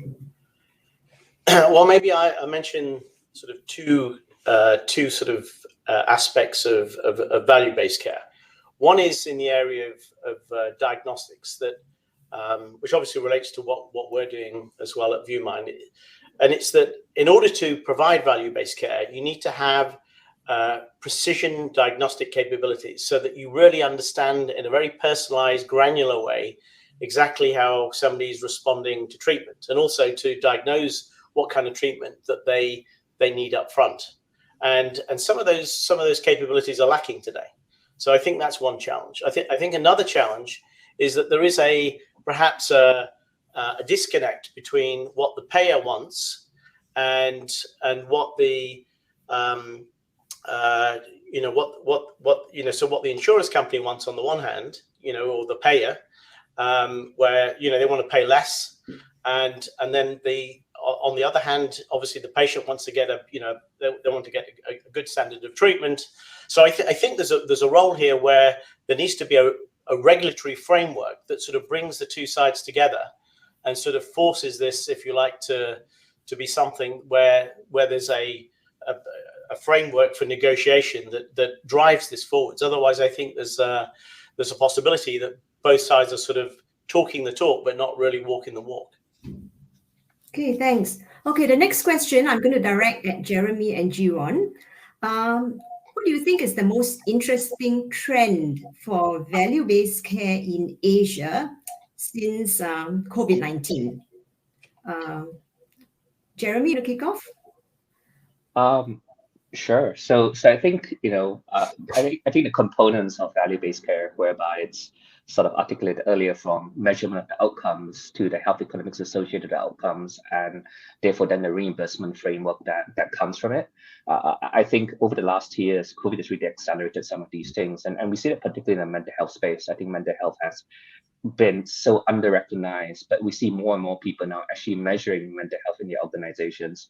We actually starting to have conversations with insurers on how to underwrite sort of mental health as well. And I think this has sort of accelerated the adoption of also then interventions in this space. So I think there definitely is a tipping point, hopefully soon, whereby payers across the systems will really then push forward the value-based agenda that will then spill over to other areas of the healthcare ecosystem as well. Okay, thanks. Jiwon, what are your thoughts? What's the most interesting trend for value-based care in Asia since COVID-19? Sure. I think one of the challenges that we used to have is, how do we keep the regulatory affairs be up to date with the technological advancement and the new things coming on. But partially due to COVID, I think I can only speak this about the Korean market, but the telemedicine and drug delivery, those were illegal in Korean market, and government used to take very conservative approach around this area. But due to after the COVID happened, they made an exception and allow the telemedicine and drug delivery happen in Korea. This was like a biggest change happened here, and it's been disrupting the entire healthcare industry. Okay, thank you. And time flies. We're almost the end of the session already, but we do have one final question, and that's, what's one piece of practical advice you would give to someone starting out, as a founder? Yeah, so maybe this one everyone would have to answer. Yeah, let's go back to Levi. Yeah. This is very related to my fundraising process as well recently. But always have long-term and short-term goals. Where short-term goals are very measurable, maybe hopefully revenue-driven initiatives, and then the longer-term goal is aligning yourself to value-based care. All these really great initiatives. I think the investors, especially in this particular part of the world where it's still during that transition from service to value-based care, you kind of have to do both and be good at both. So. Thanks. Mark? Yeah, so I think one advice is that I think it's important to identify the market that you're going after to be something that is narrow enough that you can really succeed in that market and you can establish a significant position, a leadership position, but big enough that you could really expand in that area. So it's sort of finding that balance. Sometimes founders can often be, they have big eyes and they perhaps set themselves too big an area to go after to start with. And so I think it's important to sort of start. You can have a longer term plan and maybe evolve into other areas, but start with something where you can succeed and grow from there. Right, bite size, and then progress, into something bigger. Yeah, Jeremy? So maybe a bit twofold, right? I think one is patience. Don't dilute your vision. It does take time to build stuff in healthcare. But the second thing is build resilience as well. I think there are many people that are going to be naysayers about what you want to build, but I think find comfort in other healthcare founders as well. There are many in the region that believe in a better future, and I think together we can build a better world. And Jiwon, what are your thoughts? Yeah, what I think we're all talking about maintaining the balance, but I will also talk about that. I think the one of the important thing is the maintaining balance between the advancing the industry, but to be really careful at the same time, because how the lean startup, design thinking, prototyping as you go and iterating as you go might not work when we are dealing with people's health and well-being. So that's been always challenging. Like, we all want to introduce the new technology and introduce new things to the market. We believe will change the industry, but then we also have to be super careful because we are dealing with the actual people's lives. Right. Yeah. So guts, gumption, resilience. Yeah. Thank you very much for your words of wisdom. Thank you for your company as well. Yeah, we've run out of time, so I think we can sign off here. Yeah, see you. Bye-bye. Thank you.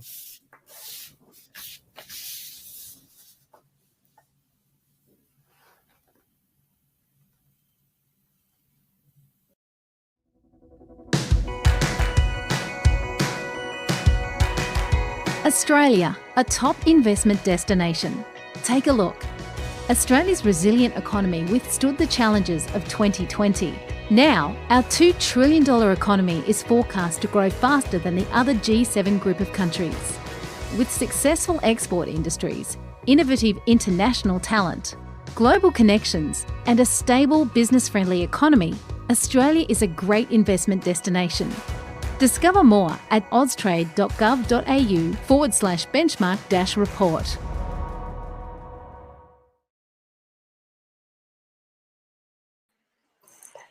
Now, with the Australian economy booming and Singapore far in its place and a comprehensive strategic partnership between our nations.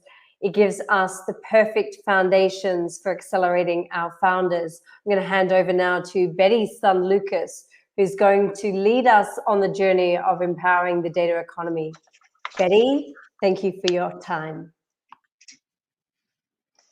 Hello, hi. Thank you for having me today.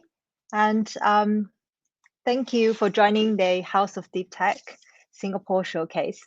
I'm the moderator of today's session. My name is Betty San Lucas. I'm from Australian Trade and Investment Commission in Singapore. Australian Trade Commission is the Australian government agency. We help the world to connect to Australian business and Australian business to connect to the world. So today with me is 4 outstanding data economy startup co-founders. I would like to give the floor to them to introduce them, and then we can jump right into the panel discussion. So without further ado, let me introduce you to Tan.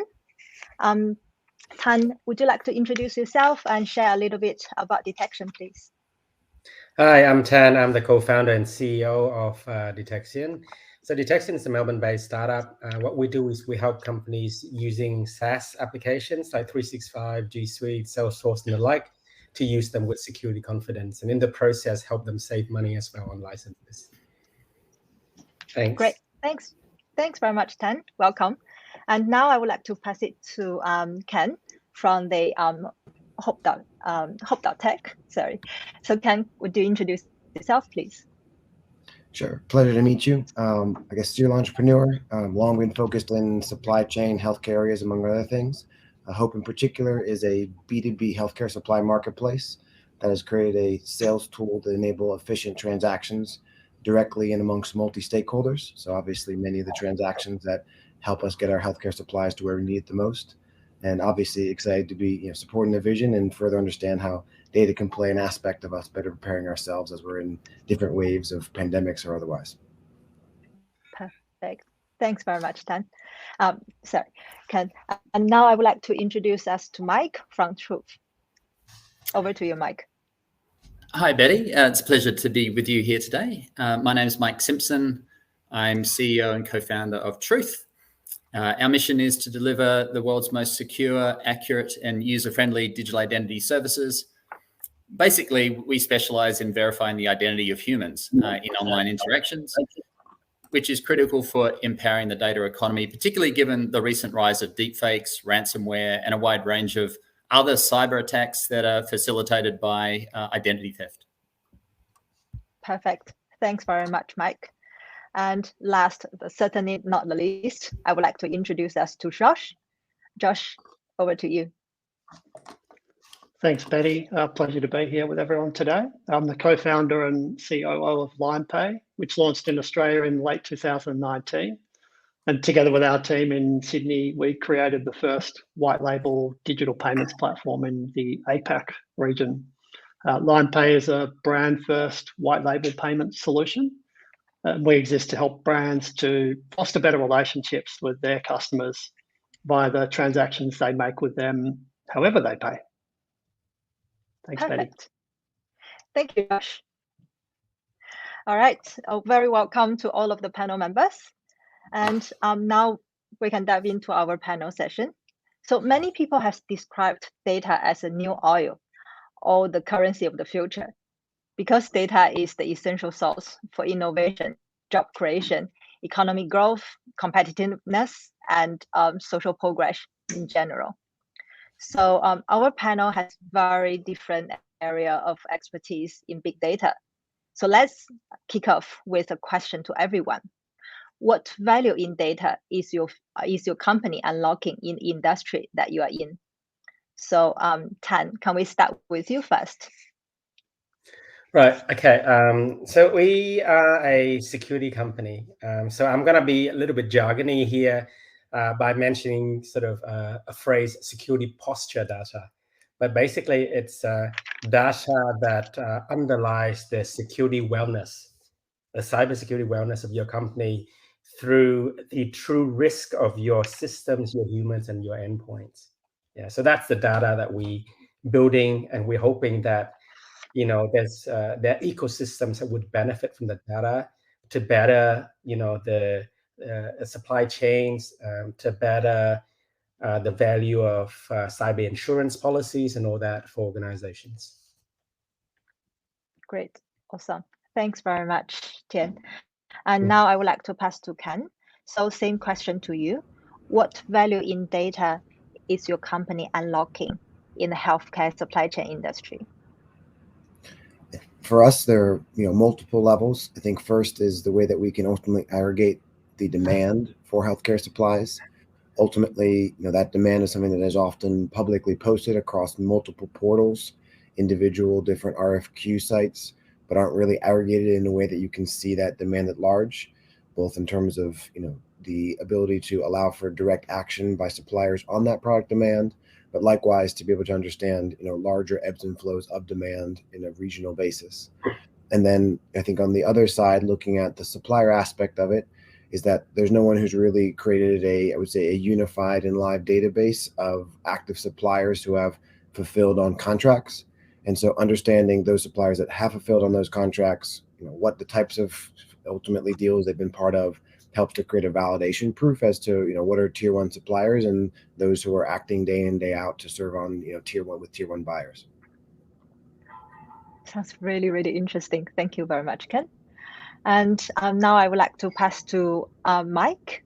Mike, would you share with us which value in data that Truth is currently unlocking in the industry of compliance? Thank you. Yeah, thanks, Betty. I think it's important to realize that data only has value if we have faith in the authenticity of that data. And so what we're trying to do is unlock that value by proving the authenticity of the origin of the data. Typically, the origin of our data is the identity of a person. And so what we're doing is verifying that that person is who they say they are and that they are a real person and not some bot or some deep fake that's making up fake data. It's fascinating, isn't it? Now you can just fake the identities. Oh, yeah. Okay, cool. And now I would like to pass to Josh. And Josh, would you share with us a little bit more on the value that you unlock in a payment platform? Thank you. Sure, thanks, Betty. I can certainly talk from a LinePay perspective and a broader digital payments ecosystem perspective. But we deeply understand the value and importance of owning and controlling what we think is one of your most valuable assets, which is your customer identity and transaction data. Customers generate an extraordinary amount of valuable data and insights at the checkout and across omni-channel transactions they make every day with a variety of brands that they interact with every day. And with the rapid evolution of new e-commerce marketplaces and new digital payment offerings such as Buy Now, Pay Later or BNPL, it's critical that brands secure and control that customer data asset. And that's important because this rich tapestry of customer data insights and behaviors really enables smart business and investment decisions to be made, such as understanding a customer's credit risk profile, understanding their propensity to purchase new products and services, to essentially also help inform better pricing decisions, by example. Ultimately, what we're talking about is putting all your customer and transactional data together to work to deliver better customer experiences. And that's what enables brands to unlock the value in their data on a persistent and sustainable basis.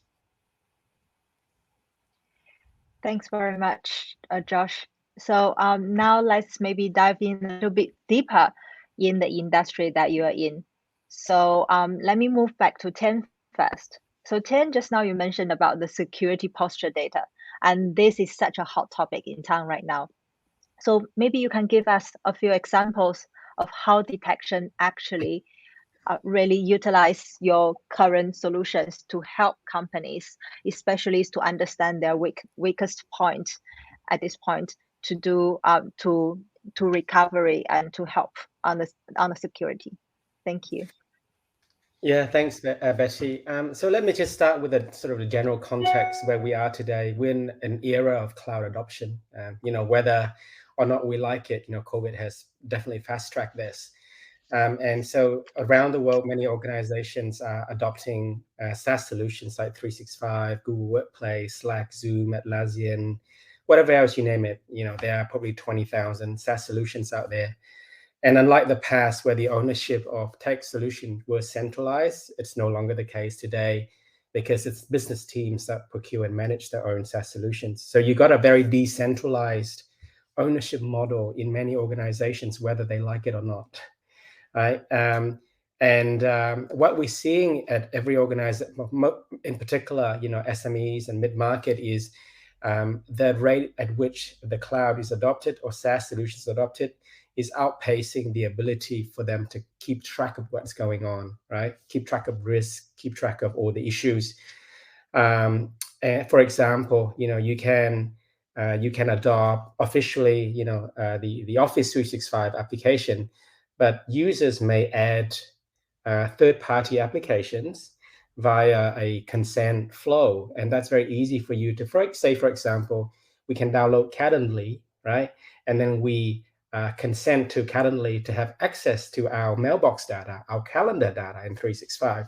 So that's a way of how, SaaS proliferation, when it's decentralized, can create a lot of potential issues. And most organizations are underskilled and understaffed and under-resourced to basically understand these issues, right? So what detection does is we understand data is abundant, but how you use the data is important.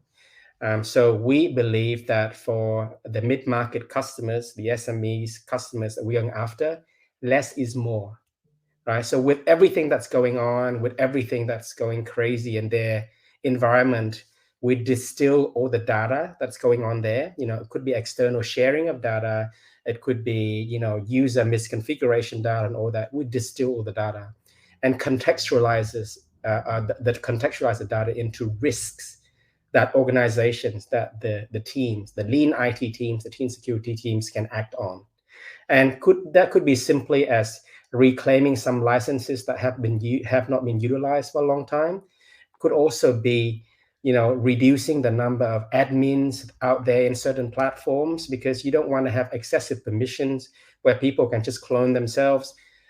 So making it easy, contextualizing the risk, and giving the actions that allow the lean IT teams to actually act on it and reduce the risk and reduce the spend out there, right?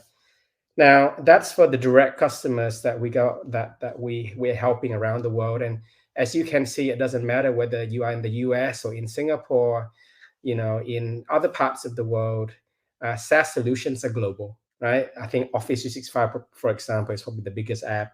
So we don't have that border or geographical sort of issues. But thinking about the wider context out there, how our data and what we do can help industries and the world, is in the supply chain risk management, right? So as we know, with SaaS solutions, you can share data around the world. You can share with external party. You can bring other apps, integrate with your apps. And so the supply chain is interconnected with all these applications sharing data with one another. So the security of which is only as good as the weakest link security, right? So what we can provide to supply chains is the ability to continuously assess the risk inside out, right? So how we do it is we reach into all these applications and identify risk issues that can be acted upon on a continuous basis, on a real basis. So it's not just looking at external data, but actually looking at real data inside all these platforms, and use that to help supply chains develop ways to better the security posture of the whole thing. So protect the weakest links first, and then protect the wider systems. Thanks very much, Tim. Really appreciate. And now I would like to ask Ken the question. You have a very catchy tagline, says that Help.Tech redefining one of the last $1 trillion market untouched by tech, which is the B2B medical supply chain. So would you share with us a classic example or a use case study that you have with your clients? Sure, happy to. And I think, if you look at how the space is run now, it's one where Internet time and again has come and said whenever there are intermediaries or other parties that aren't necessarily providing additional value, that marketplaces, allow for more direct connection. And so I think, in our particular case, in a multi-stakeholder complex environment like a healthcare transaction where you're sending, commoditized goods, millions of dollars, sometimes recurring, that the ability to organize and ultimately create fluid and efficient, not only communication, but transactions is one that at the moment is relegated to phone calls, faxes, etc. I mean, I talked literally as an example with a client out of Germany who has been using faxes for the past still, 5 to 10 years going strong on how they complete their orders. And, the idea of moving from faxes to a third-party intermediary or distributor to beginning to have, more of a real-time understanding of ability to work through multiple suppliers and get real-time bids and have a fluid process by which you can close a transaction with, 4 or 5 different stakeholders involved is shifting what has traditionally been a very fractured experience to be able to engage with all parties in a transaction.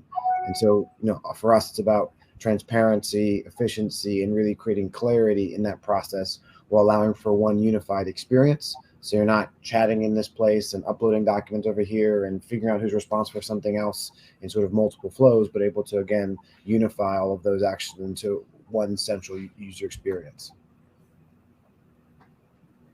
Great. Thanks very much for sharing, Ken.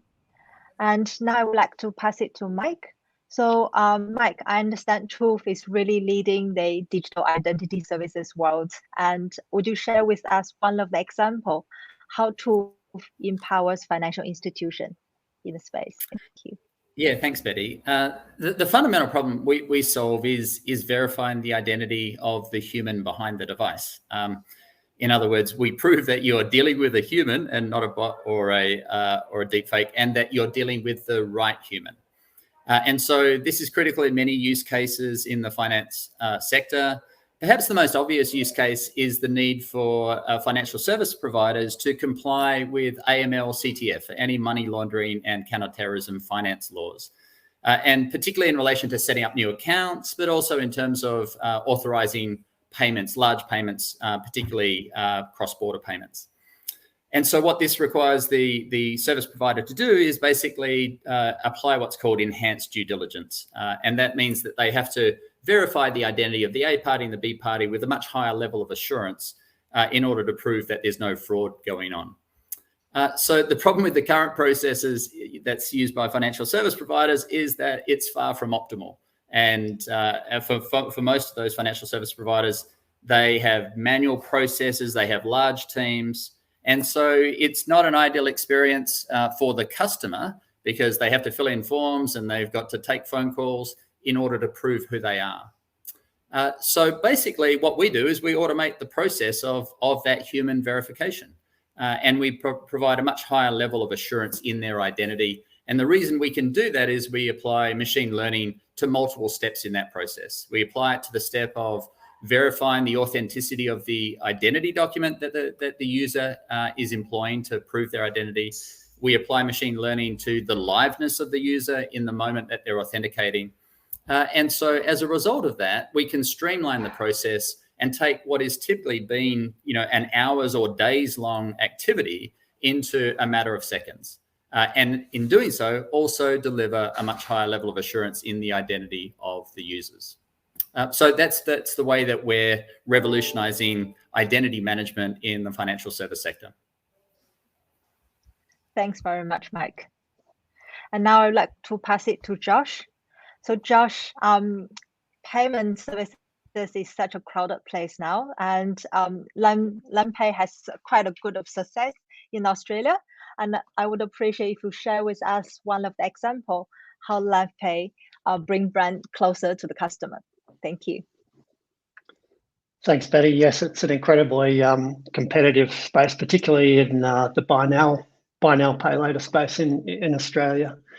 And I'm happy to talk about a case study in the real estate marketing sector with one of LandPay's key partners, which is Domain Group and Market Now Payments. So a little bit of background on the challenge. Domain is a leading digital real estate portal that LinePay entered into a joint venture with to design and build a unique payment solution for the real estate industry. And that's called Market Now Payments, which we launched in January of this year.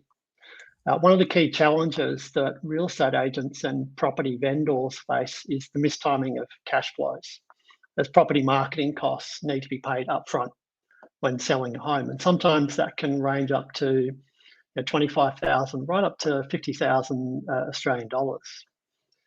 So Domain also recognised the importance of retaining full control over their customers' payment experiences and the transaction data attributed to those transactions.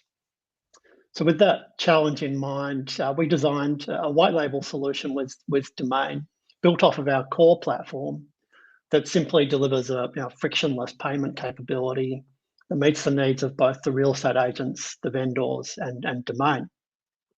So what the Market Now solution does is it alleviates cash flow strains on property vendors by allowing them to defer upfront selling costs up to $25,000 or more. In terms of the outcomes of that solution, both agents and consumers have been really quick to adapt and embrace this new digital tool, and that's improving their chances of selling their property faster, but also better managing their cash flow, which is really a key, I suppose, benefit to pay later or pay in instalments offerings. And the feedback from agents as well is that Market Now has solved a critical cash flow problem they were facing previously in having to take on the risk of managing all of those upfront property marketing costs without any real kind of platform solution in place. So what we've essentially enabled is Domain to build a new and highly valuable data asset and a new revenue stream for the group. And that's really enabling them to get closer to all their various stakeholders, both end consumers or vendors and their real estate agents. And that's driving already significant strategic value for the business as well. Thank you, Josh. Thanks very much. And we're quite behind of time now, so it is certainly tremendous opportunities ahead of us, and the transformation that you all lead in the area of your expertise certainly has led to more productivities and efficiency. But we have to conclude the session now. So thanks very much, the panelists, for your contribution to the session, and thanks very much for everyone for taking a part. Thanks. Bye bye now. Thank you, Betty. And without further ado, we now move forward to the next panel of today, which is covering InsurTech and finance in a friction-free economy. There has been record allocations of venture capital into this ecosystem, and we're joined today by 4 of our pioneers who are disrupting the local ecosystem. Milena, over to you.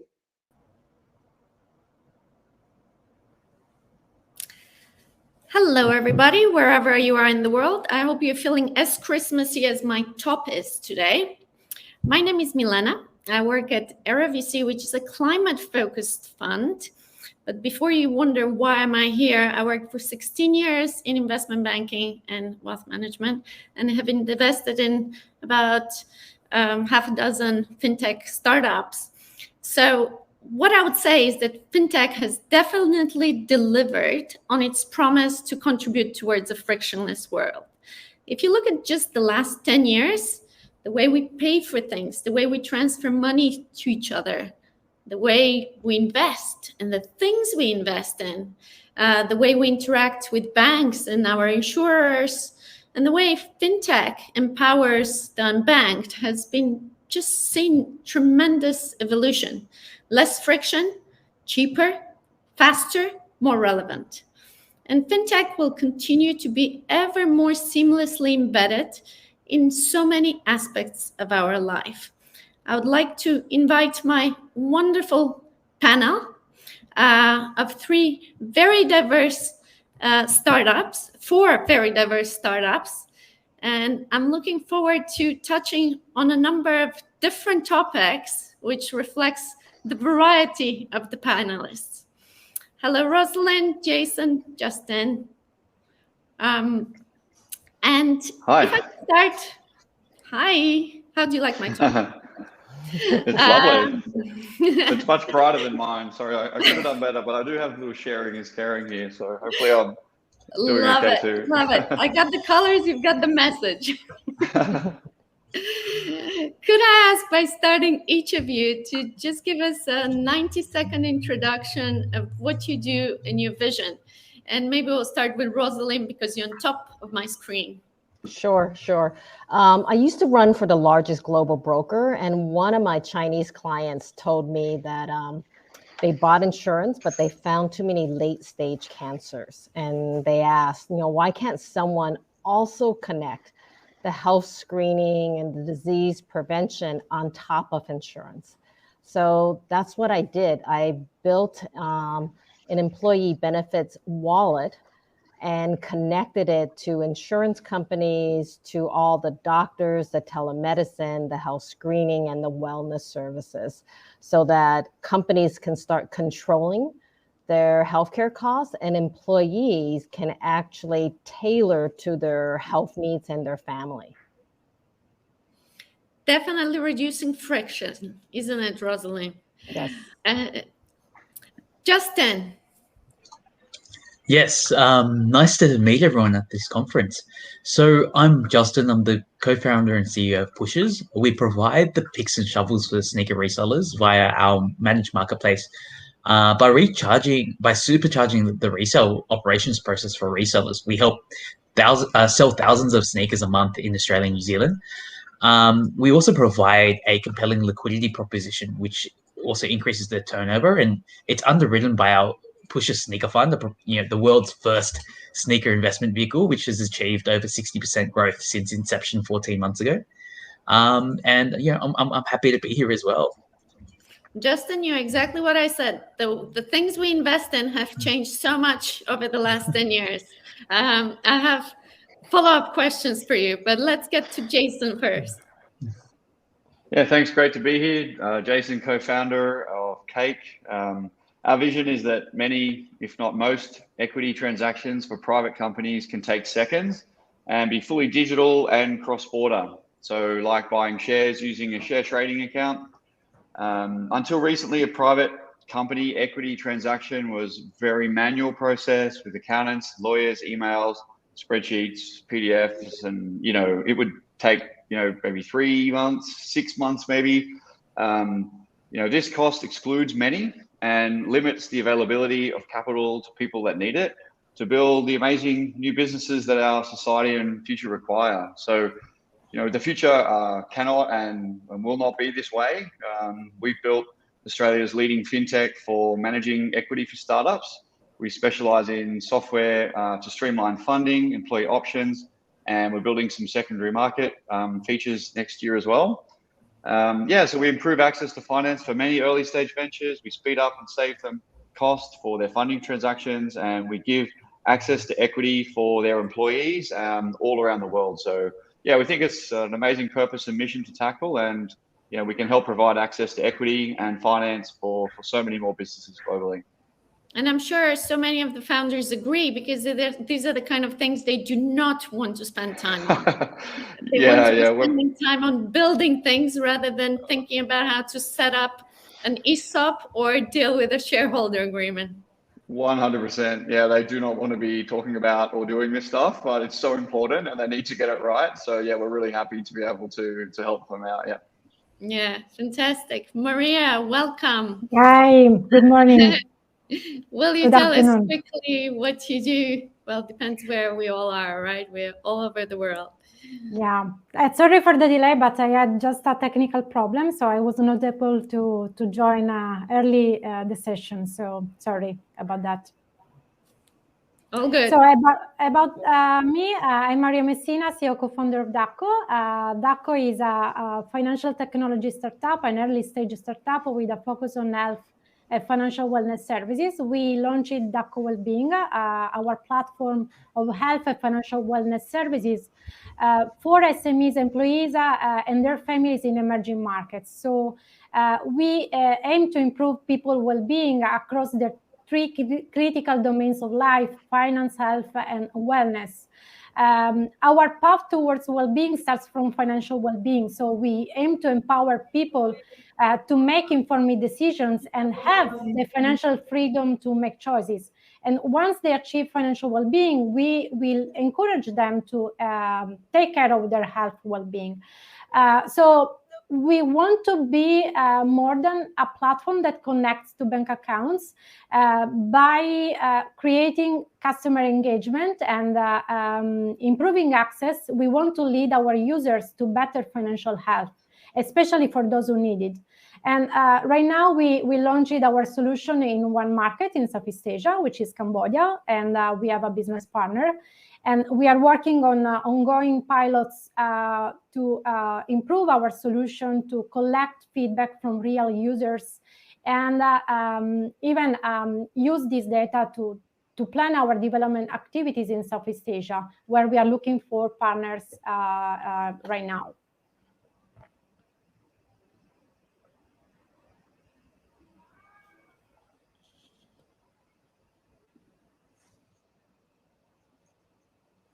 I think. Oh, I have been talking to myself. I think everyone who is listening to us would agree that it is a very diverse panel with very diverse solutions, but that's what fintech is. It really touches so many aspects of our life. Just zooming in a little bit on each of your businesses, if I could start with Rosalind. Rosalind, you built a very successful business that sits at the intersection of health and InsurTech.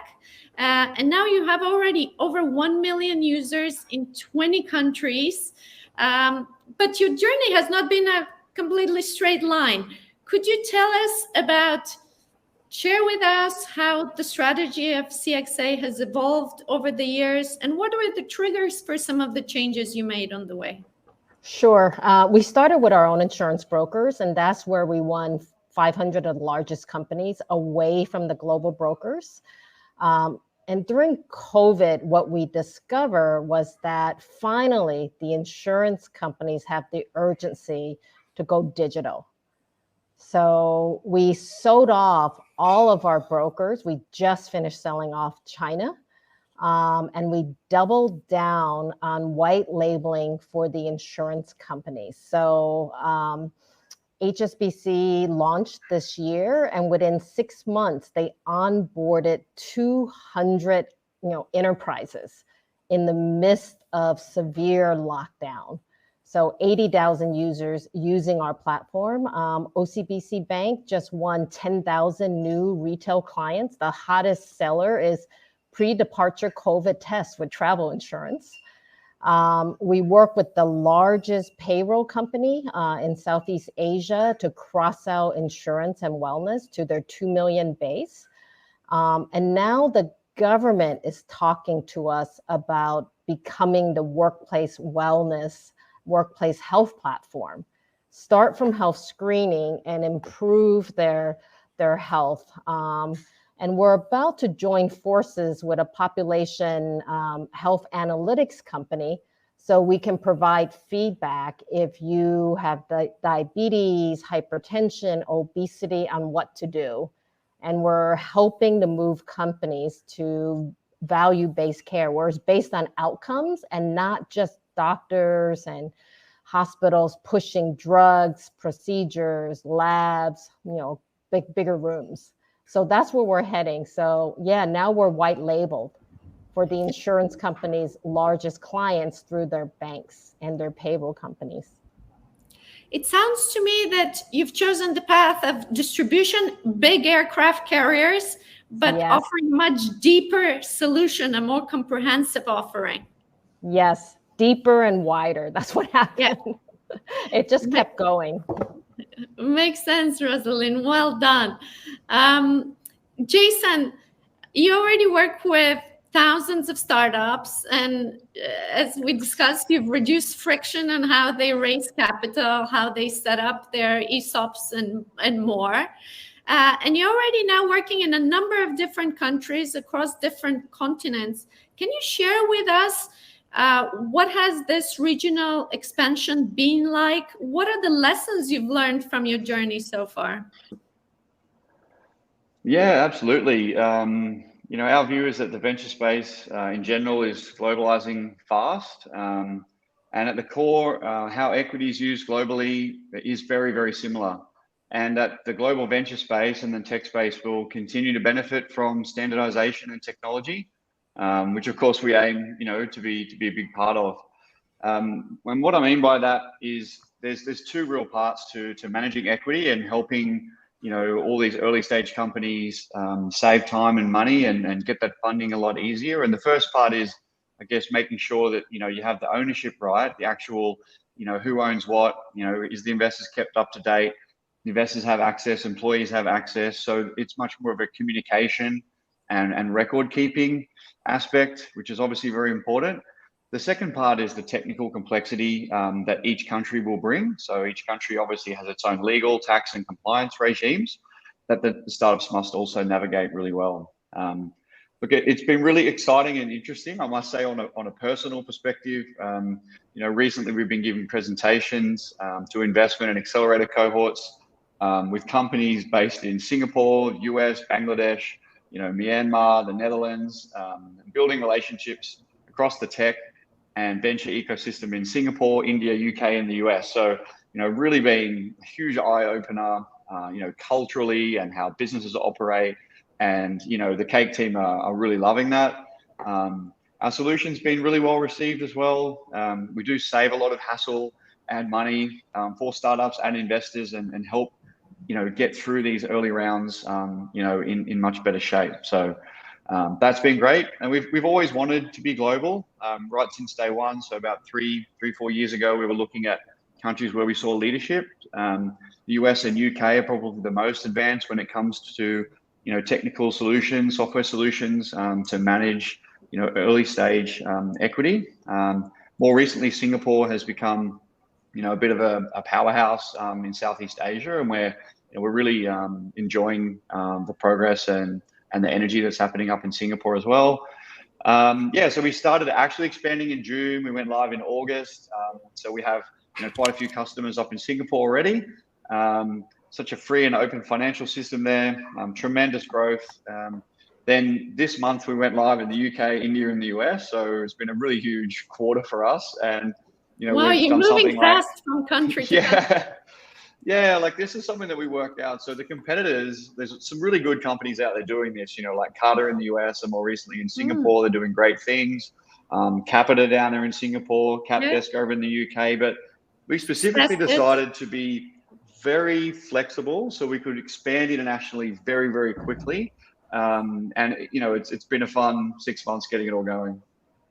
Wonderful. Well done. Congratulations. Thanks.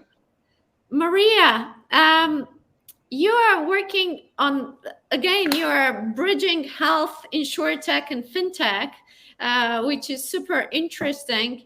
And you're working B2B.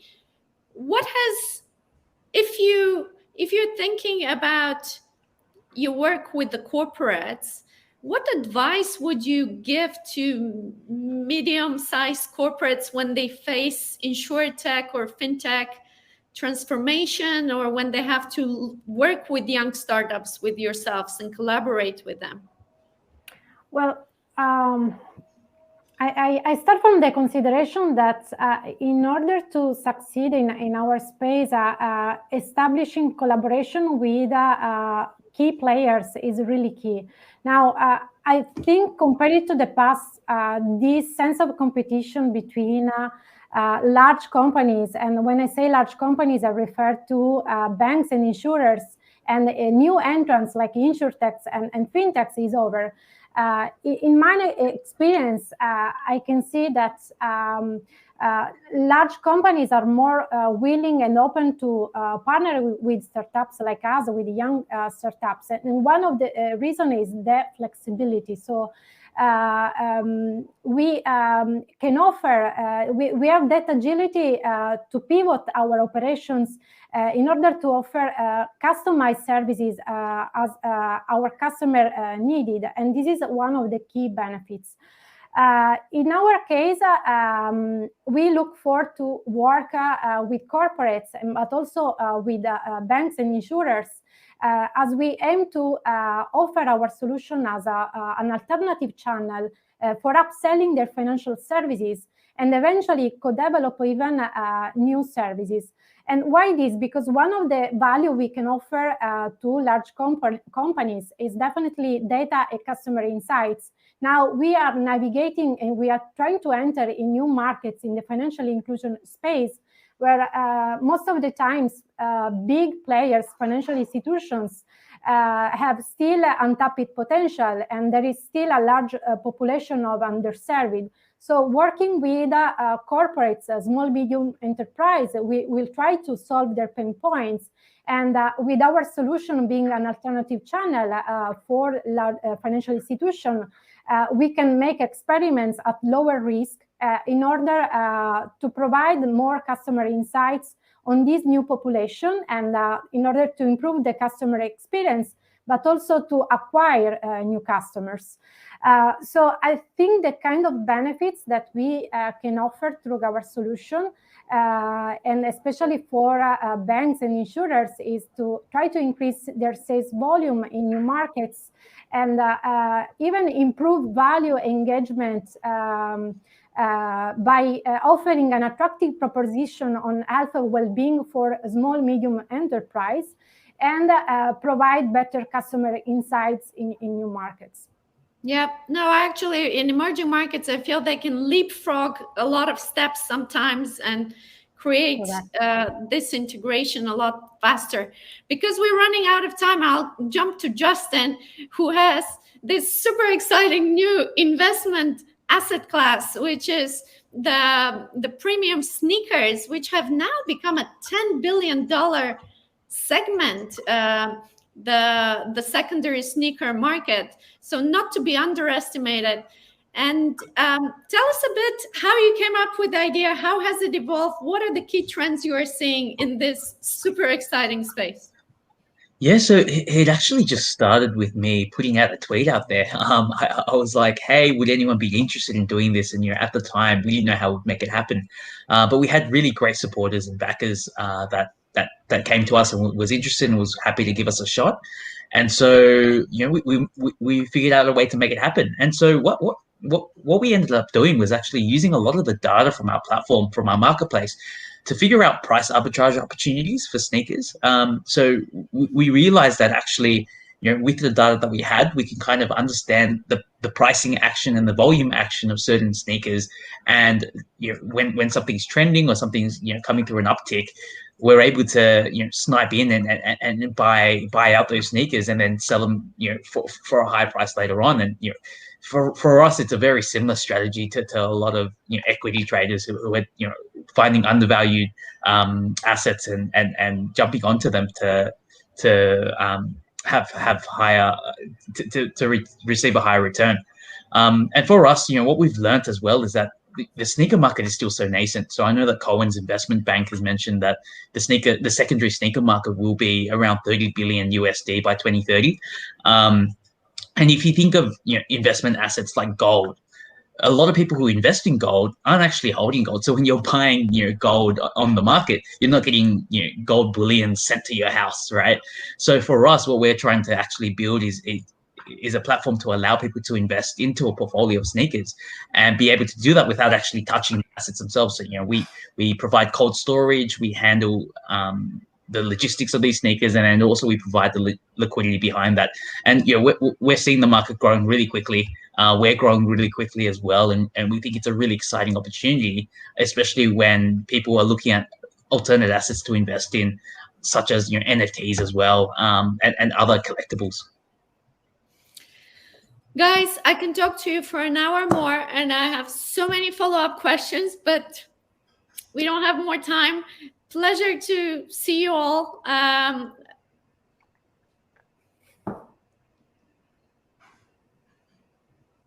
All right, I think we're back. Pleasure to see you all, and thank you for your insights. Thank you so much. Thanks for having us. Awesome. Thank you. Bye.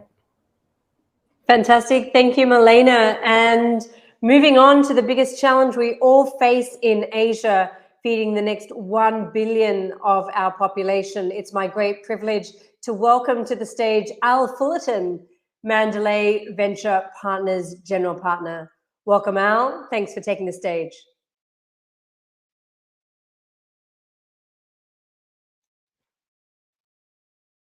And you're just on mute, mate. The classic challenge of our time. It is indeed. It gets me every time. No, I was just saying how nice it is to be talking on a subject so close to my heart. Thank you for the kind invitation. I recognise we've got a small window of time. There's been some fantastic discussions up to this point, and we have a really exciting panel. So I guess shall I dive straight in and introduce who we have coming up here with Daniel, Prashant, Kate, and Nisha. Joining us here. Every time. No, I was just saying how nice it is to be talking on a subject so close to my heart. Thank you for the invitation. I recognise we've got a small window of time. There's been some fantastic. Was there a delay there? Can anyone else hear that? No, that's okay. Sorry, just my end. We'll dive right in. My name's Al Fullerton. I'm based here in Queensland in Australia. I'm an agricultural entrepreneur myself, an investor, and working with food and agri innovation, and so I'm delighted to be hosting this fantastic panel. What I thought I might do is to dive straight in and just ask the panelists to do a quick sort of 1 minute introduction about themselves and their company. So Daniel, I might start off with you, mate. Just seeing you're up the top of my screen, and ask you just to do a bit of an overview and of yourself and the company. Yeah, thanks, Al, and hi, everybody. My name is Daniel Police. I'm the co-founder and CEO of Rubens Technologies, based in Melbourne, Australia. So Rubens Technologies is an intelligent system for the fresh fruit industry. So we provide sensing and analytics so that growers and distributors can instantly and in real time and without destroying the fruit, they can assess the quality of their fruit so that the growers can understand what is the best time to pick their fruit, organize the logistics around the harvest operations, and obviously pick for better to optimize for target market, and so optimize the first steps of the supply chains for the critical steps of the supply chain for the fresh fruit. Fantastic. And you're a doctor, Daniel. What are you a doctor of? Oh, I'm a physicist. Physicist, fantastic. Excellent. I thought I'd just touch on that. Prashant, you're coming in from Sri Lanka, and fantastic to have you here. Really enjoyed our conversation tonight about what you're up to. Love to hear about yourself and the venture. Hi, Al. Thanks for having me. I'm Prashant. I'm the CEO of Agritmix, CEO and founder of Agritmix. We are an agri-tech company based out of Sri Lanka, and our purpose is to connect smallholder farmers with agri-businesses, creating a more transparent and organized procurement solution for farmers to sell their crops to organized agri-buyers. This is a massive problem in this part of the world, as well as other South Asian and Southeast Asian countries, where farmers do not have a digital profile. Most of the transactions are happening manually, and thereby there is very limited access to cash and limited access to credit and limited access to technology overall. So our purpose is to take technology to the grassroots, technology to the rural communities who are mostly dependent on agriculture, and scale our process from there onwards. So that's a nutshell of what we are trying to do. And we are from Sri Lanka. We're now trying to expand into other South Asian and Southeast Asian markets. Fantastic. Thank you, Prashant. And you have 70,000 farmers online already in Sri Lanka. We'll come back to that soon. Nisha, based in Singapore now. Lovely to have a chat the other night there, and really exciting having energy player in this conversation. So please tell me about yourself and regeneration. Absolutely. Thanks, Al. My name is Nisha. I am the founder and CEO of Regeneration. And we are a decentralized energy marketplace where accredited buyers and sellers can auction, trade, and essentially take delivery of energy units and assets. We were born because of a couple of different issues that we've seen in the energy market to date. With new nascent technologies, the industry is heavily fragmented, and we realized a lot of these smaller to medium players are effectively being shut out of the market and the ecosystem. And so our goal is to bring them in. The other goal that we have is to help take the energy sector more broadly speaking into the Web 3.0 universe that exists today, to essentially automate transactions and make them both cost effective and instantaneous, as well as helping the overall energy ecosystem really transition into a blockchain universe. Thank you so much. Fantastic. Thank you. We'll come back to that too. And Kate, lovely to have you here. Freight Exchange, just a really exciting and really topical platform in light of all this global sort of supply chain disruption and logistics challenges. So yeah, looking forward to hearing more from you, Kate. Yeah, no, absolutely. We are a logistics automation platform for businesses that trade in awkward freight. So food and cold chain absolutely fits into that category. It's got to be kept at the right temperature and sent in at the right time. And what we do is we act on behalf of the customer who is shipping the goods, and we automate all of the processes from getting their orders, whether you're a retailer or a farmer or anyone else, to the customer's door. And we do that through global supply chains. And so, it might go on a ship and then a truck and then a plane and, and the list goes on. It might go through 10 DCs and 4 warehouses before it finally gets through to the end point. And our platform is designed to help automate all of those and streamline all of those processes. So that's what we do. Thank you, Kate. Great. So circling back now, I think with Danielle to kind of unpack a bit more about Rubens. I guess two questions or 2 focal points here. One is COVID has shone a real spotlight around provenance and traceability, food safety, security, hygiene. People's habits have actually changed with cooking at home. You've seen some really sort of big pivots over the last 2 years. What has that meant for Rubens in terms of the application of your technology? And how has that, I guess, put more tailwinds around what you're doing as you expand into the Asian marketplaces as well? Yeah, good question. So, I suppose we had good and bad outcomes out of the pandemic. And on the bad side, obviously, we limited access to farms and farmers over prolonged periods of lockdowns. Actually, limited the ability to do meaningful trials, and that slowed down a bit of the development that we were planning. But on the positive side, I suppose that's COVID had increased the pressure on innovation in many sectors, and agriculture obviously is no different. And with the pressure on labor and the pressure on streamlining a lot of the operations that requires manual and many steps. That's probably the good news. So people now starting to really appreciate the value of having digitized, automated processes, and so obviously we benefit from this sort of things, so this sort of state of things here.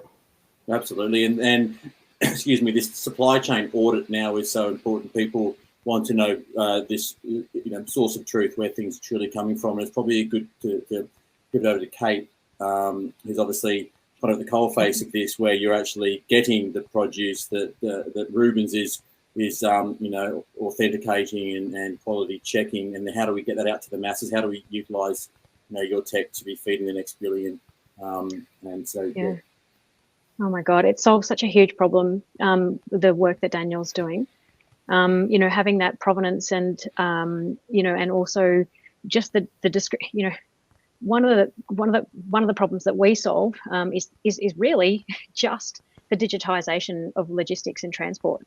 It's like Daniel, we saw that customers were no longer happy just to use paper and pen and phone and emails and send 50. They actually really wanted to see real time what was going on.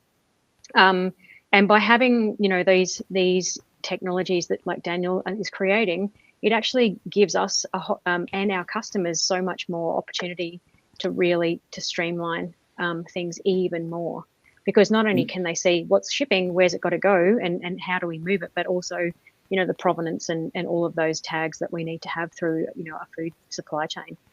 And Kate, talking about price competition via volume, I think that was a really interesting point that you raised. Can you touch on that? And then I'm going to whip over to Nisha to touch on that too, because I think there's quite a lot of overlap in what you're doing. Yeah, it is. So one of the value adds, or one of the things that we do, is democratizing access to freight capacity. So the ability to buy good freight rates is currently reliant on having huge volumes. So if you're a large retailer, or if you're a Walmart, then you get the best freight rates and all of the priority shipping, as opposed to smaller to medium enterprises who we serve, and especially ones who have awkward goods. And so and also and not awkward goods, but in the food chain, it basically means that there's just that much more access and for mid tiers. That's so important, and I think. Yeah, and that runs through this kind of underlying thematic between quite a lot of what we're doing here in this whole sort of decentralized marketplace and feeding the next billion. And Nisha, a fantastic kind of segue into what you're doing and this decentralized sort of marketplace I'm fascinated by. Would you maybe unpack that a little bit more through the eyes of the energy, decentralizing, looking at doing and empowering SMEs across Asia? Sure, absolutely. So I come from the energy industry. I've spent over a decade in the space, particularly across clean energy technologies. And what we've noticed, again, similar to what Kate has seen in her industry, is the fact that these big players are able to effectively buy and sell with each other and essentially shut out the smaller to medium level companies. And that's particularly true in nascent industries like hydrogen, where you've got the big players like the Lindes and the Air Liquides effectively trading both on a regulatory government level as well as with other energy players that exist. And the smaller players are essentially forced to, I would say, beg for breadcrumbs, which is really unfortunate. So what we do with regeneration is essentially allow these smaller to medium tier players, access and opportunity to an ecosystem that they're effectively shut out from, while at the same time offering them additional incentives to come on board, such as, financial instruments where, typically they're not able to get, bank loans or other sorts of financial levers in order to either purchase assets or to undertake projects. We provide that within our ecosystem. We also create, safety and security by undertaking most of our transactions using smart contracts, which, by its very nature of being immutable, you can essentially see, that end-to-end sort of undertaking from both the buyer and seller, all the way to delivery. The other really nice thing about this entire ecosystem is we provide transparency to all the stakeholders involved, and in particular the regulators, which typically haven't actually had transparency into this very oligopolistic sector. So we try to solve for a number of different issues that exist in the energy sector today, and our goal going forward is to sort of break wide open the practices that have been happening in this industry to date. Fantastic. That transparency is, one of these things that keeps resonating so strongly, throughout all the supply chains, regardless of sort of what vertical that you're in. Nisha, thank you for that. Prasanth, I think it's a perfect kind of movement into what you're doing about empowering the people, and giving the small farmers voice, last mile distribution. Kate will probably agree wholeheartely with this. Is a logistical challenge, especially when you're getting into the Asian marketplaces where the complexity is you've got 2/3 of the world population. This is something that has to be tackled when we're feeding the next billion people. All eyes are on this region. Can you talk through what you're doing there? I love this farmer digital profile. You've obviously 70,000 farmers now looking at the 200 million across Southeast Asia. Can you talk a little bit on that and the journey thus far, I guess, and the next steps? Sure. I think the smallholder farming population, if you take Southeast Asia is predominantly, most of the agricultural produce comes from smallholder farmers. Almost 70-80% of the agricultural contribution comes from the smallholder farming segment, and only 30% comes from the plantation companies. But the smallholder farmers are highly disadvantaged, mainly because they're always dependent on middlemen, on agents, and there is on very rare occasions that they are able to directly access the market.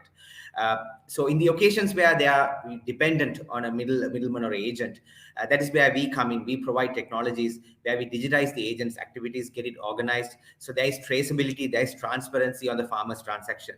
Generally, what happened was whatever the farmer's transaction, there was no proper record, there was no digital profile for the farmer. It was just a word of mouth or a trust-based transaction or a paper note or a check that has been handed over.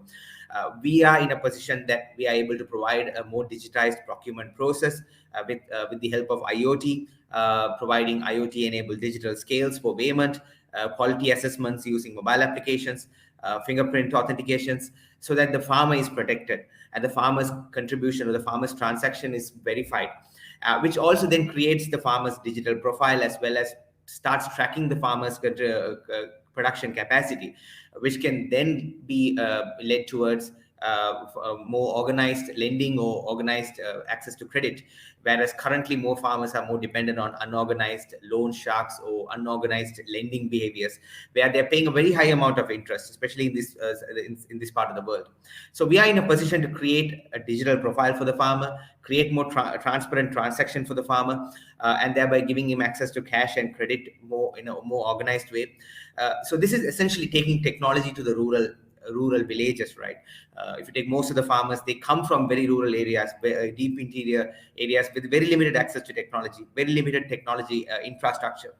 In some areas, they don't have even a proper network coverage. So our focus is on developing online, offline technologies that can work even in the rural segments. And we've been quite successful in that. I think Sri Lanka, we have achieved close to 70,000 farmers. We are in target to reach around 100,000 farmers by end of 2021.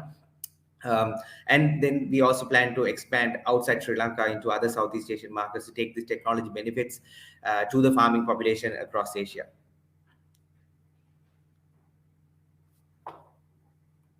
Sorry, my mic's muted. Sorry, I was saying what a growth profile your company has.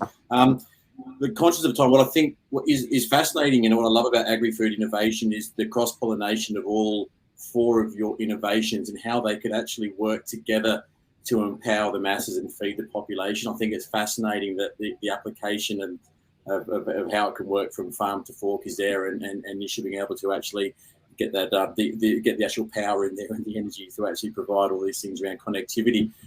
In terms of timing now to round up, what I wanted to do, there's some investors, there are partners, there are clients, there's a whole host of people on this incredible event listening in, and I just wanted to just to quickly run through where you are in your journey, what the next steps are, and really what you're looking for, what's going to really help take you from the fantastic position that you are now forward to keep driving this journey forward and keep hitting these goals so that we can be feeding this booming population. So Daniel, I might start with you, mate, in terms of what does 22 look like? Where are you at? Who's raising?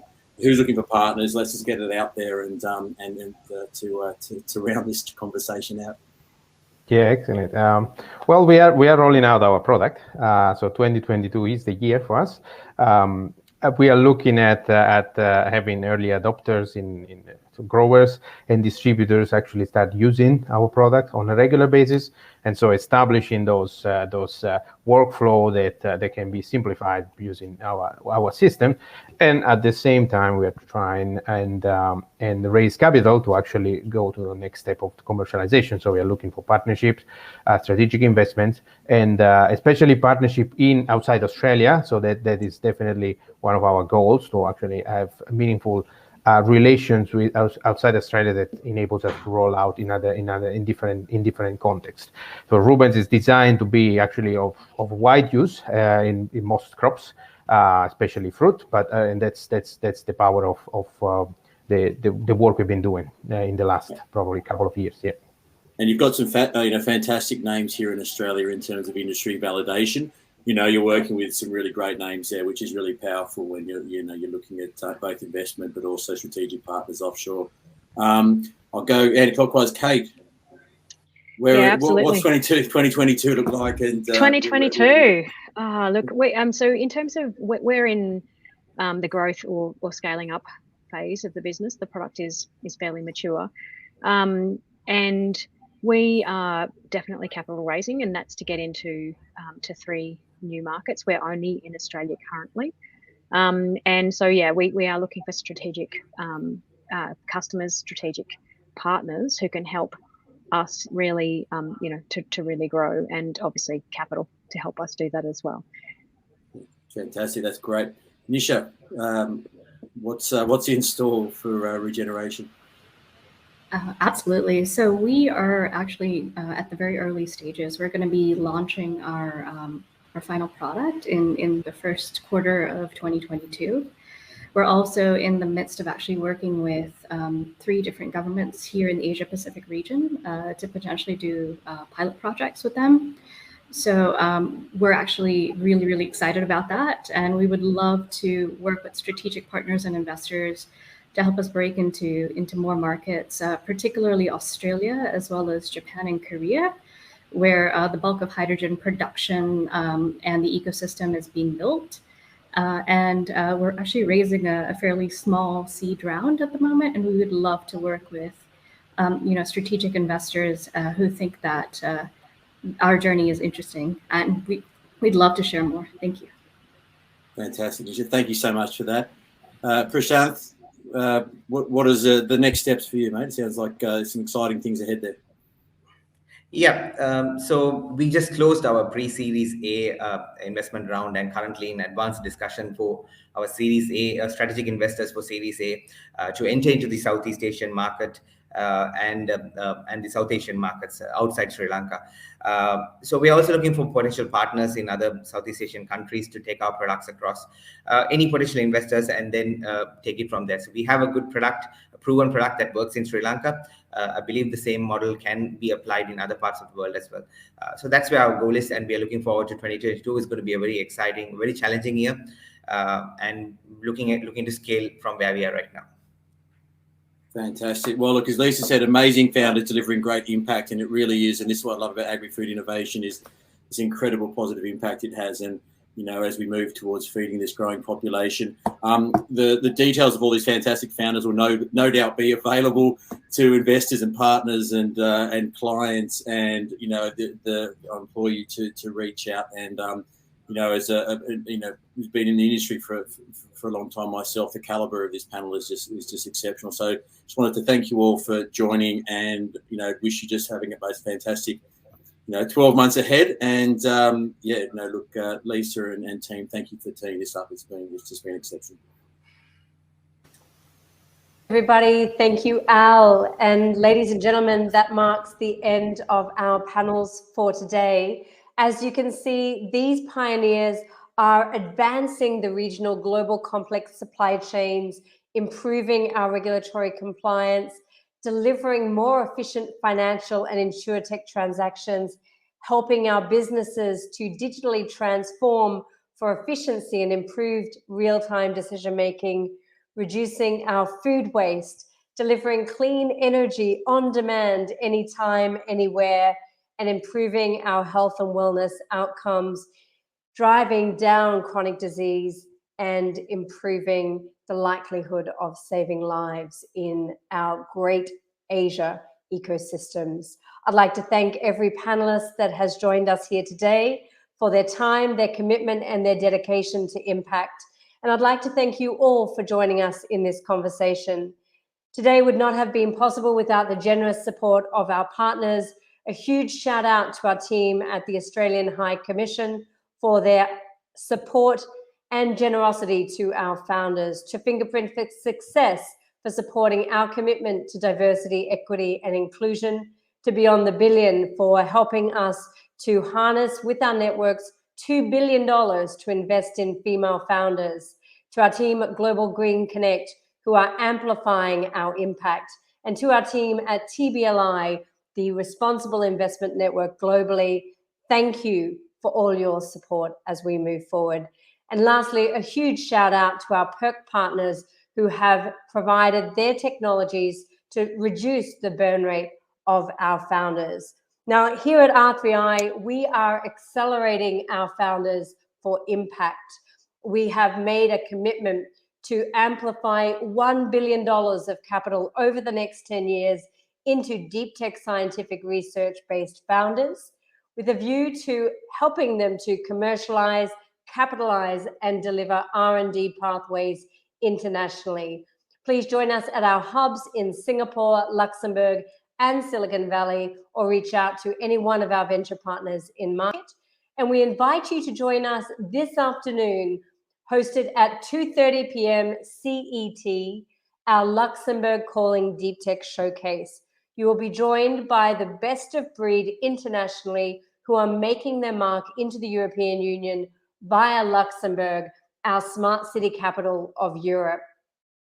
Thank you everyone for your time, and I'd now like to open up the floor for networking. But before we do, a word from our champion, Jacob. We'd like to encourage you to think a new thought.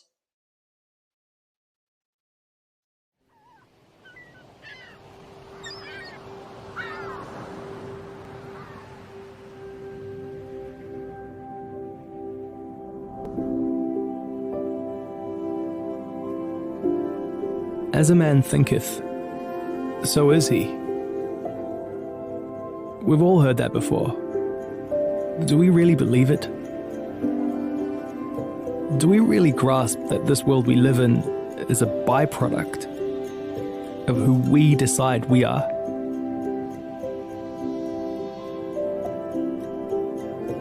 As she thinketh in her heart, so is she. There's this notion that we've had stuck in our heads for so long, that the invisible hand of capitalism had to be a selfish hand, a hand without sympathy, that it simply wouldn't work any other way. But what if we were wrong? What if that's not true and never has been? People say a business's purpose is to make money, but it's not. A business's purpose is to fill a need for the market, and they get to thrive as a byproduct of how well they can do that. That's what the invisible hand actually is. That dance of cause and effect, aligning our individual self-interests with the common good. I get to benefit because I have given value to others.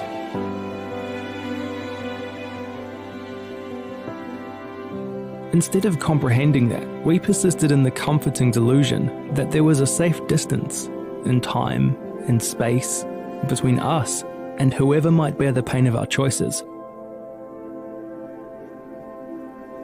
And we fed ourselves the false narrative that the market somehow turned our selfishness into more hidden good than the harm we could clearly see it causing. So we simply don't see, because it's so easy not to. But the world is shrinking, and the world is suffering, and we must look. Those distances are no longer safe for any of us. There's no room anymore for fairy tales about the consequences of our actions. We are left at a choice. If we keep telling the story that the market requires the exploitation of the invisible and the poisoning of our earth, then that is what will be. But if we start to tell another story, that their interests are our interests, then that is what will be. What we believe is the crux of it. The market will work just the same. Maybe the dirty secret is it will work even better, free to focus on the needs of all its stakeholders. Maybe the dirty secret is there is a world richer than we can even imagine, sitting just on the other side of our foolish notion that we have to be unkind to each other to prosper.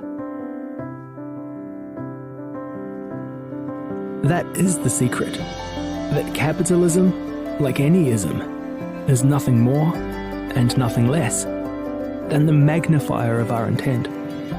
It will be whatever it is because of what we are. It does not make us, but only reveals us to ourselves.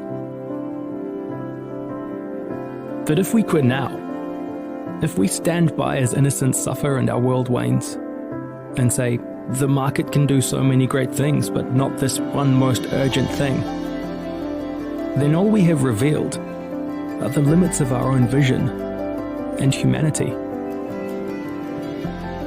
The long and short of it is we are the ones who choose. What we believe is all that seals our fate. As we think it in our hearts, so are we. And maybe it's time we think a new thought.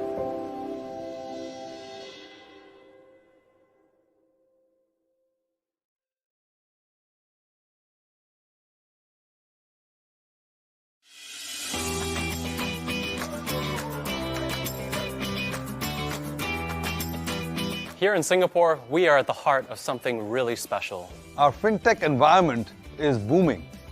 We are seeking to accelerate startups and test new ideas in a sandbox that can help transform our business and operating model. We're working with startups and fintechs at an early stage to witness their growth. We believe that if startups win, everybody wins.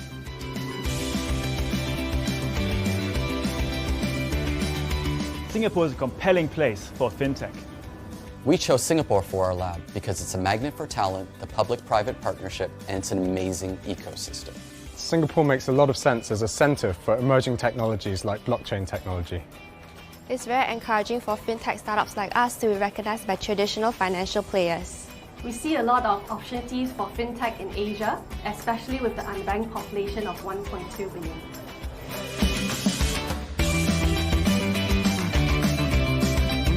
We are building the digital economy based on security and trust. Together, we will shape the future of payments and work towards a world beyond cash. Technology is transforming the financial industry. The culture of deep innovation is taking root. Join us in creating a smart financial center here in Singapore.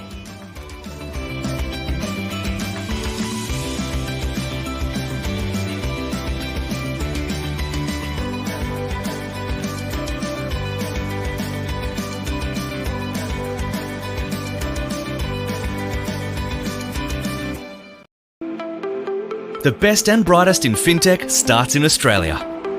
Australia is known for its dynamic fintech ecosystem, talented workforce, and progressive regulatory systems. Powering global fintech game changers like Afterpay, a pioneer in buy now, pay later services and payments technology in some of the world's largest consumer markets. Discover what investing in Australia can do for your business.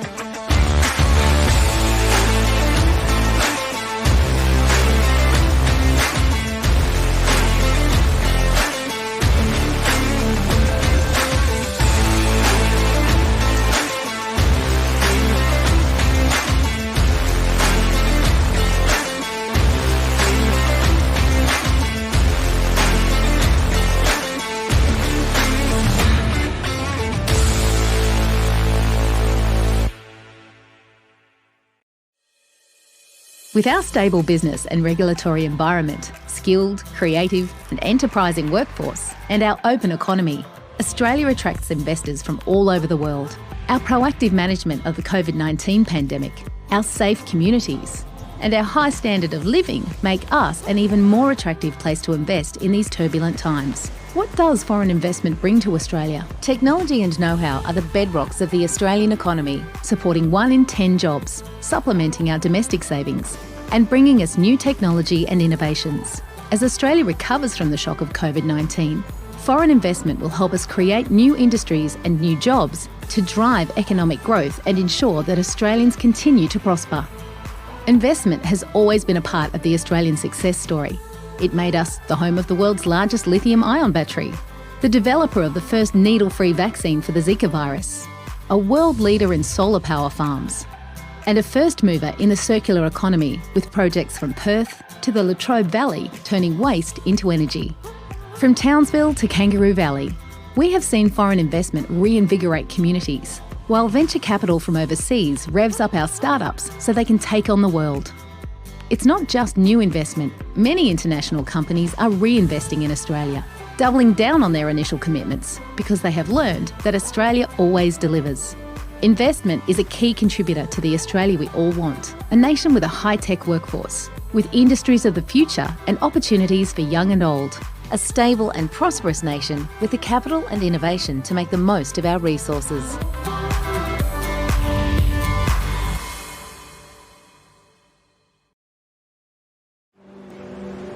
A funny thing happened on the way home as we closed our doors and explored smaller worlds. We looked out through the window and realised we missed you, maybe more than ever on toast. Now, that may not be true, but we'll tell you what is.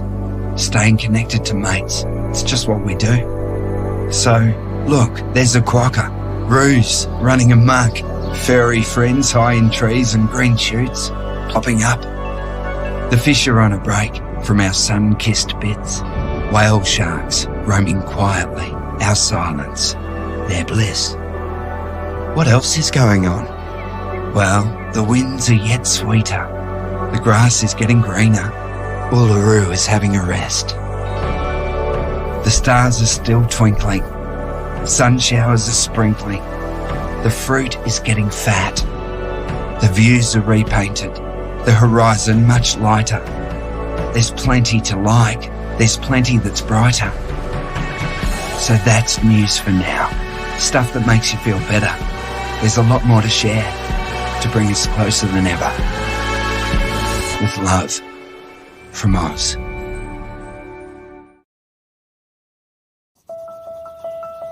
What makes a smart nation?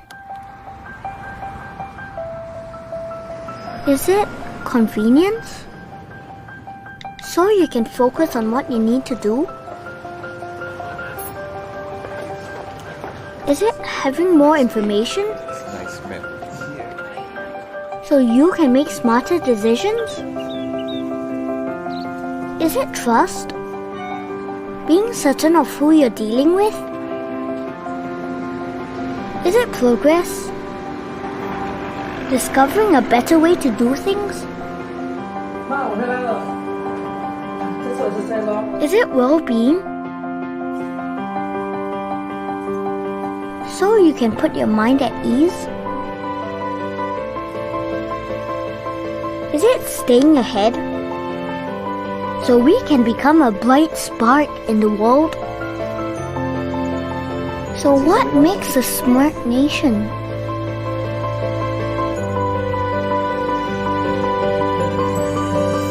It's all these things and much, much more.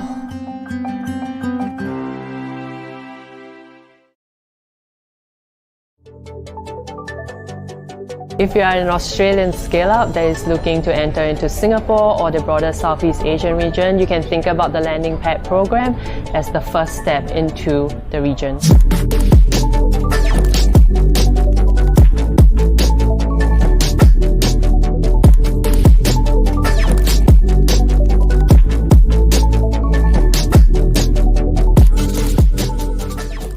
Some are totally new to the market. So I feel that there's a lot of things Austrade can help, utilizing our network in Greater China and Northeast Asia, and also use our government badge to help the startups connect with the local community.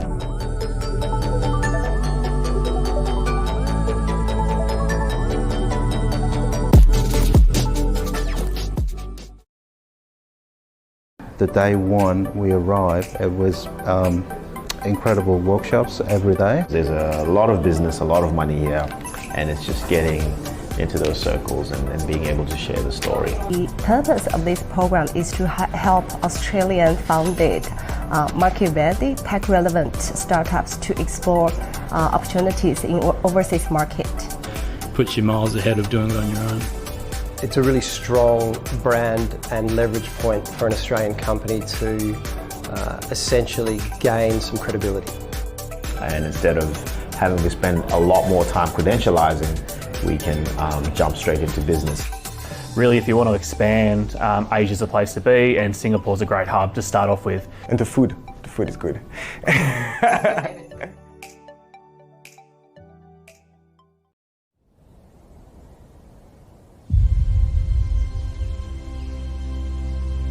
How can the color blue be a feeling?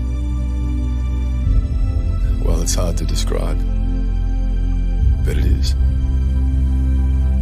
You see, it's different down here. The air just has more life in it. Sounds touch you, and the light fills you up somehow.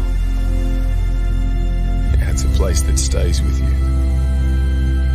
And sometimes, if you're lucky, it stays forever. Because Australia isn't just a place you see, it's a place you feel.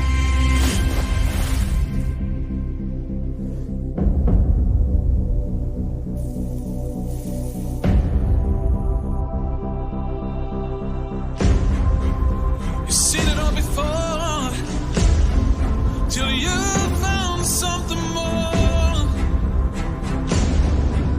Breathe it in and let it fill your heart. It's like love, yeah. Cleanse your soul. Feel it in your veins. Breathe it in your lungs, so stay.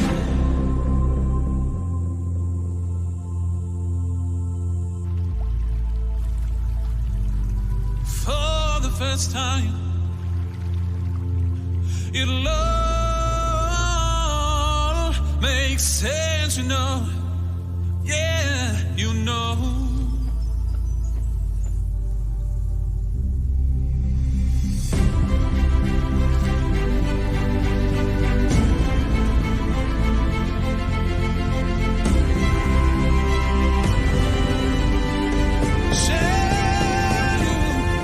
It's like love, cleanse your soul. Feel it in your veins. Breathe it in your lungs, will stay. It's like love. For the first time, it'll all make sense. You know it. It's like love. Cleanse your soul. Feel it in your veins. Your lungs will stay. Australia isn't just a place you see, it's a place you feel.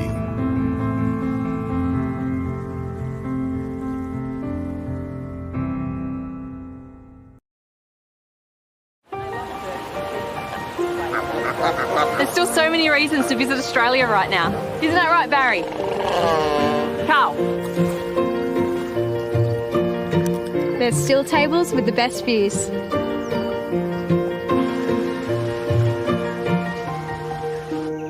Here we go. So this is a little female mud crab, little visual.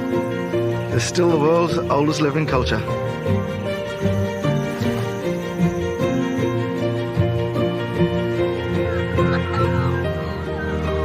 There's still Australia's famous locals. Little man. There's still a world of art to explore. There's still more stories to tell.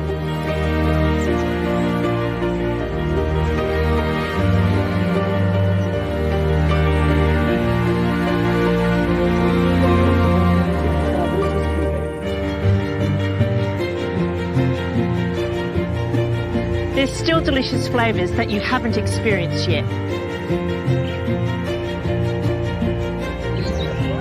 There's still time for a long lunch.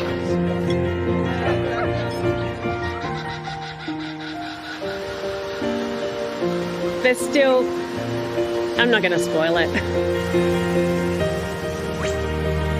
Cradle Mountain, it's the fifth highest mountain in the state. There's still the road less travelled.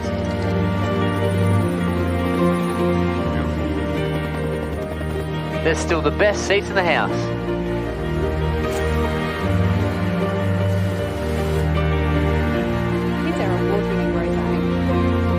There's still the simple pleasures.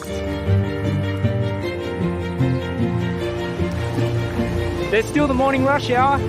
Oh wait, hang on a sec, this one's mine.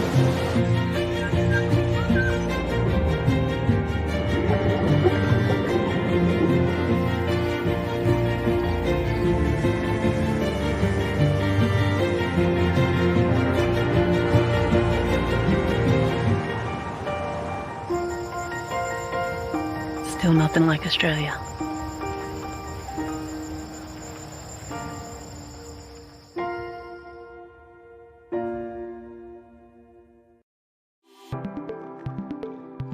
New South Wales is home to world-class health and medical research expertise and infrastructure in our universities, independent medical research institutes, and of course our health system. We have global leadership in research and development and the ability to implement discoveries into practice. Our health system is the largest public health system in Australia and one of the largest providers of employment and contributor to Australia's GDP. New South Wales is a global leader in the startup of medical device and health technology companies due to the strong research environment and our highly integrated health system.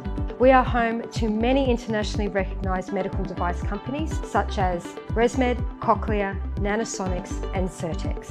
There are significant opportunities for investors in the medical device arena from advanced manufacturing and across our health precincts, all situated within a thriving ecosystem of New South Wales SMEs. I would like to introduce you to 2 examples of medical device companies in New South Wales, and I hope you have an opportunity to meet with them and all our companies at Bio.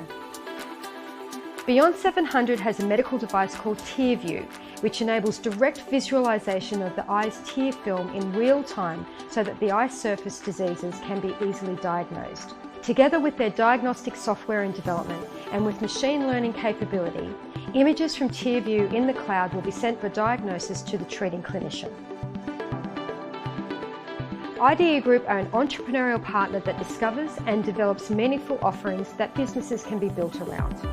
They work with their partner organisations in the health sector to find and assess business opportunities, conduct research, create and implement commercial strategy, and create successful MedTech ventures.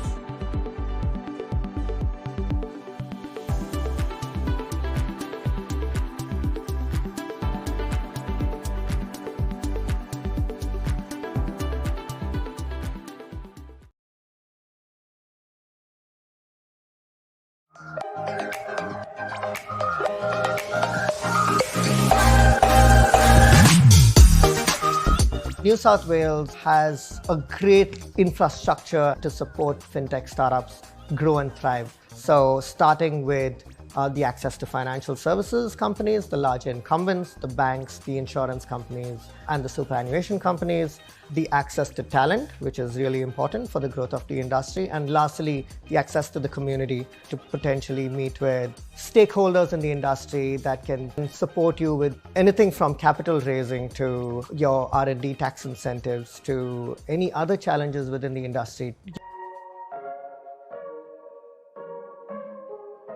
I think Sydney has become such a fantastic fintech hub. You've got an enormous amount of entrepreneurs that have really started their businesses here. It's fantastic that we've got a brand like Afterpay that is spearheaded here in Sydney, New South Wales. This provides a great opportunity for people to be here in Sydney, to lean on the fantastic tech innovation that is really led here. And let's face it, it's one of the most beautiful places to live and work and raise families. So, you know, I think it's a fantastic opportunity to try to attract talent to a hub like Sydney and really drive that fintech sector. For me, it's actually a really interesting place to set up because consumer appetite for digital in Australia is quite large compared to the rest of the world. And you've seen, in the buy now, pay later environment, companies that are set up here that have scaled to the rest of the world, you've got a lot of digitally active customers. So when you're trying something new and you're trying something that's innovative, you want to have customers that actually are happy to adopt that, right? And I think that's a really nice level playing field for new ideas to come in and test their service or solutions. In Sydney, New South Wales, in Australia, there's this thriving fintech community, and a lot of introductions have been made by various New South Wales government departments. There is a bridge between Australia and the UK. We're doing a lot more with Singapore, Hong Kong, but even in the Middle East, the New South Wales government representative made introductions to potential investors. Those sorts of things are like gold dust. If I had a fintech in another part of the world, the New South Wales government very supportive about bringing more competition in the form of fintechs into the country and into the state. So I certainly would look very closely at Australia. Affluent community, it's looking for change, supportive of fintech, want to shake up the incumbents. Sydney's governance environment really helps fintechs grow and collaborate. If you look at what Investment New South Wales is able to provide in terms of connecting Australian companies with international counterparts, but also what the federal government is able to provide by way of things like tax concessions and venture capital incentives to ensure that we get the most investment and the most talent drawn to Australia and drawn to Sydney as a financial hub. These sorts of things make Australia a really attractive country in which to do business from a regulatory perspective, and make Sydney a really attractive place to base yourself as a centre of that system. We've found there's lots of great ways of interacting with other startups and investors and some of the big corporations. The industry associations have been really good at fostering that. But we also have just found we've been approached by lots of different parties. So we've been approached by other startups who want to talk about what they're doing, how we can work together. Even competitors want to talk about what we can do together, which is a really great attitude, and I think it's a very Australian idea that you're not fighting against each other, it's all of us going together. Sydney is really the heart of InsurTech for Australia. I think for the overseas entities, Australia is a great market because it's of a small enough scale that they can really try new things. We have all the players, we have underwriters, reinsurers, brokers, and this great startup community. We have a number of international members that have decided that Sydney is a great place to be, and we really support them with that local knowledge. So what are the regulations, what are the local networks, and how does insurance work here? And really establishing those connections and that market presence. So Australia is actually the third largest RegTech hub in the world. So it shows that we are punching well and truly above our weight. And given that we have 68% of those RegTechs domiciled here in New South Wales, shows that there's real strength in the market.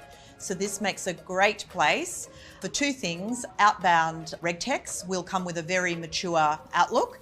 And if you are coming here and looking at New South Wales as your landing spot, you will have a very great peer group, already established relationships with regulators and institutions that you can tap straight into.